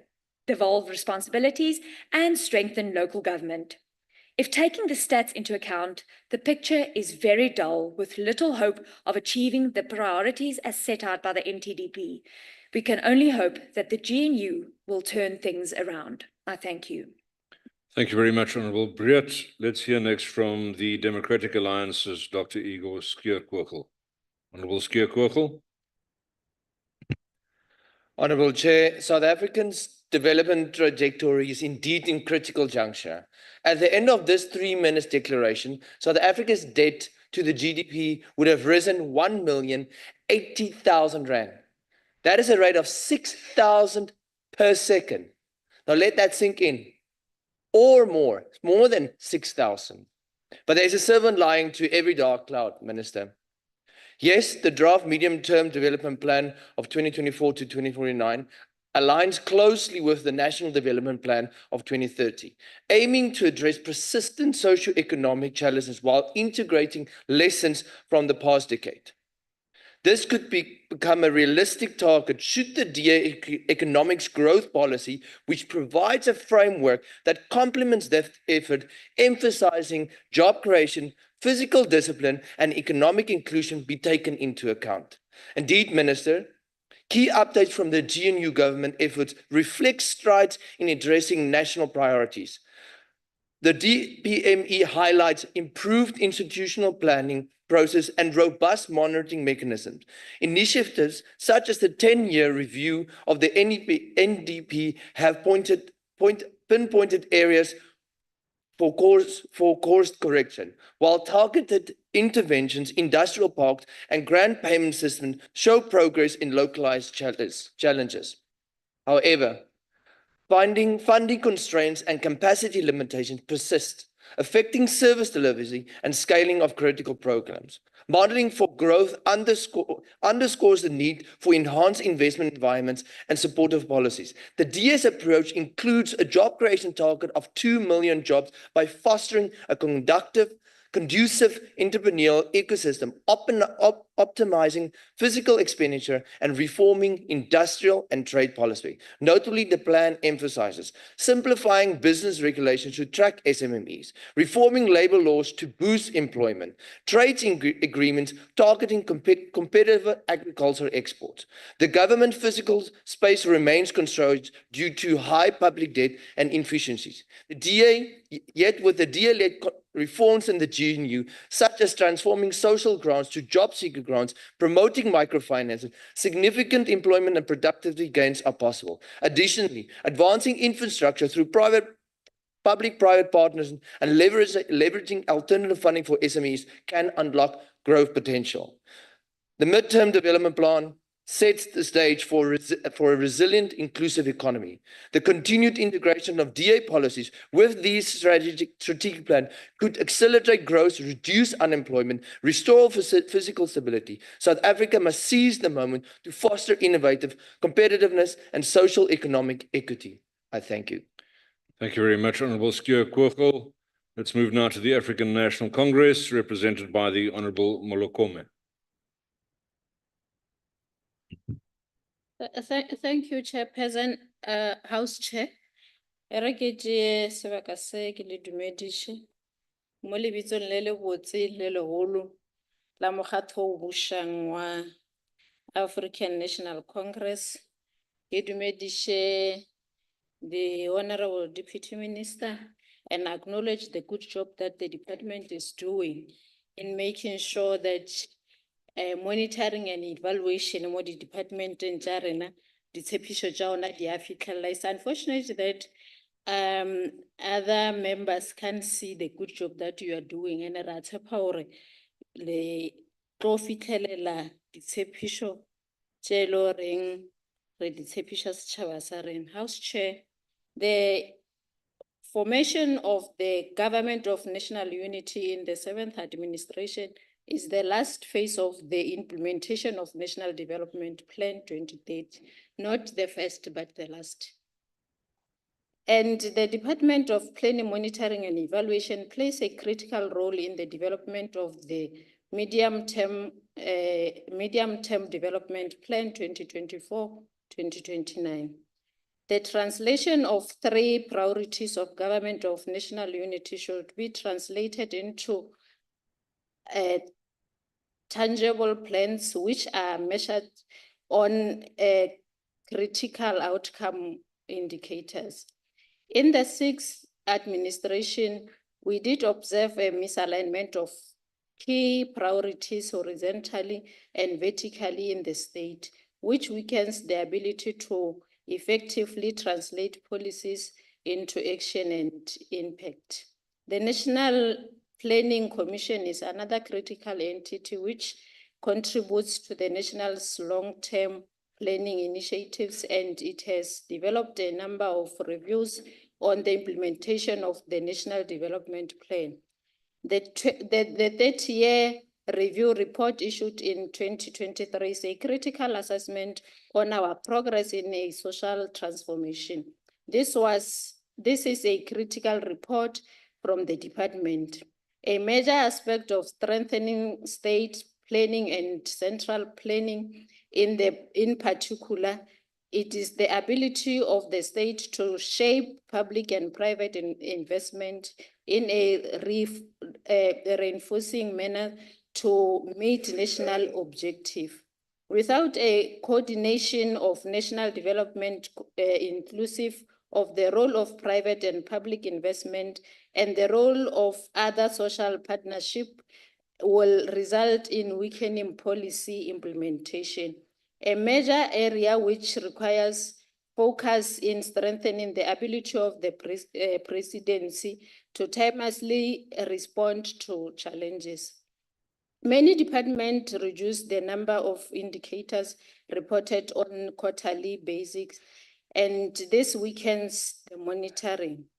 Thank you, Honorable Mulakome. Your time has unfortunately expired. Thank you to all delegates for the inputs, and it's now a pleasure to invite Honorable Mahai, Deputy Minister of Planning, Monitoring and Evaluation, to return to the podium and make his responding and closing remarks.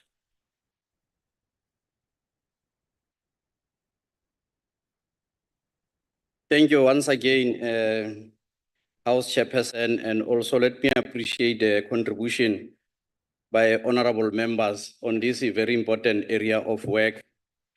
All of us would agree that South Africa moved into the trajectory of long-term planning to deal with issues of medium, short-term, or rather short-term, medium, and long-term planning. Because many of the successful nations have institutionalized planning, monitoring, and evaluation. So South Africa is entering into this space to demonstrate discipline of action, that over a period of time, many of brilliant ideas and catalytic projects of government could not be implemented in other instances consistently. So we have to deal with this issue. And I do appreciate that many of the members appreciate the MTDP, that it is a very important medium-term project, program. Over a period of 5 years, it will bring that necessary discipline to ensure that government is very focused on the key objectives and departments are held accountable and across years, hence the significance of the district development model. I do believe that the 2024-2029 plan will honestly be put in place. So it is not late. It provides us yet with an opportunity to decisively ensure that we, and even also including members in this house, hold government accountable on three specific objectives that every program of government will be linked to. So we do note in other instances where members express concern around the pace in which we are making dent on the prevalence of unemployment. It's important that we remain focused. Consistency will be important.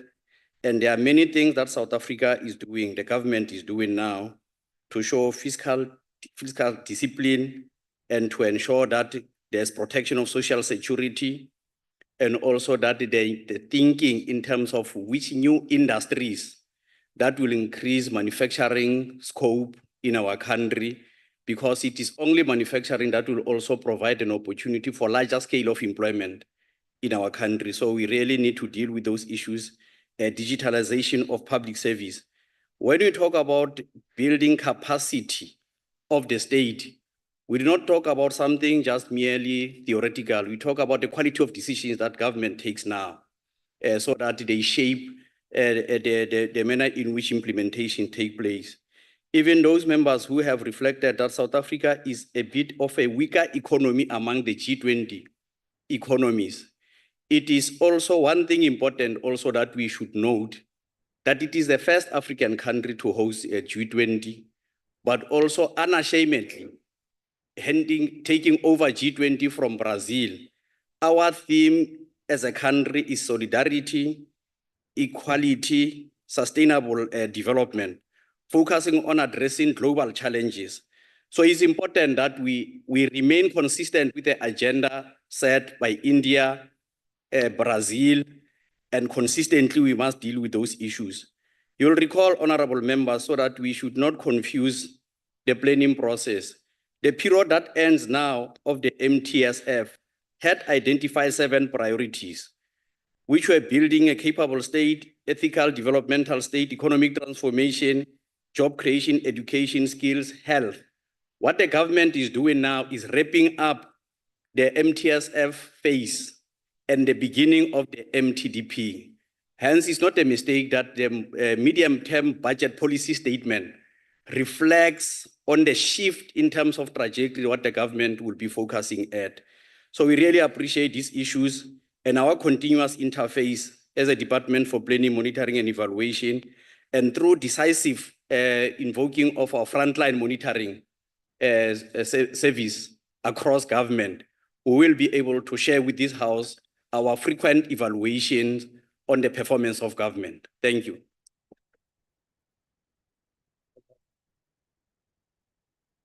Thank you very much, Honourable Mohai. And that brings us to the end of the executive statement by the Deputy Minister in the Presidency, responsible for planning, monitoring and evaluation.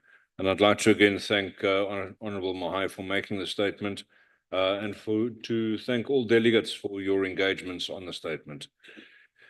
Honourable members, that brings us to the end of today's statements, and I'd like to thank the ministers, the deputy ministers, permanent delegates, and all special delegates who availed themselves for the sitting today. Honourable delegates, that concludes the business for the day, and the House is adjourned. Thank you all very much. Recording stopped. So we're here just to listen. Pastor Justice. Hey. We're here just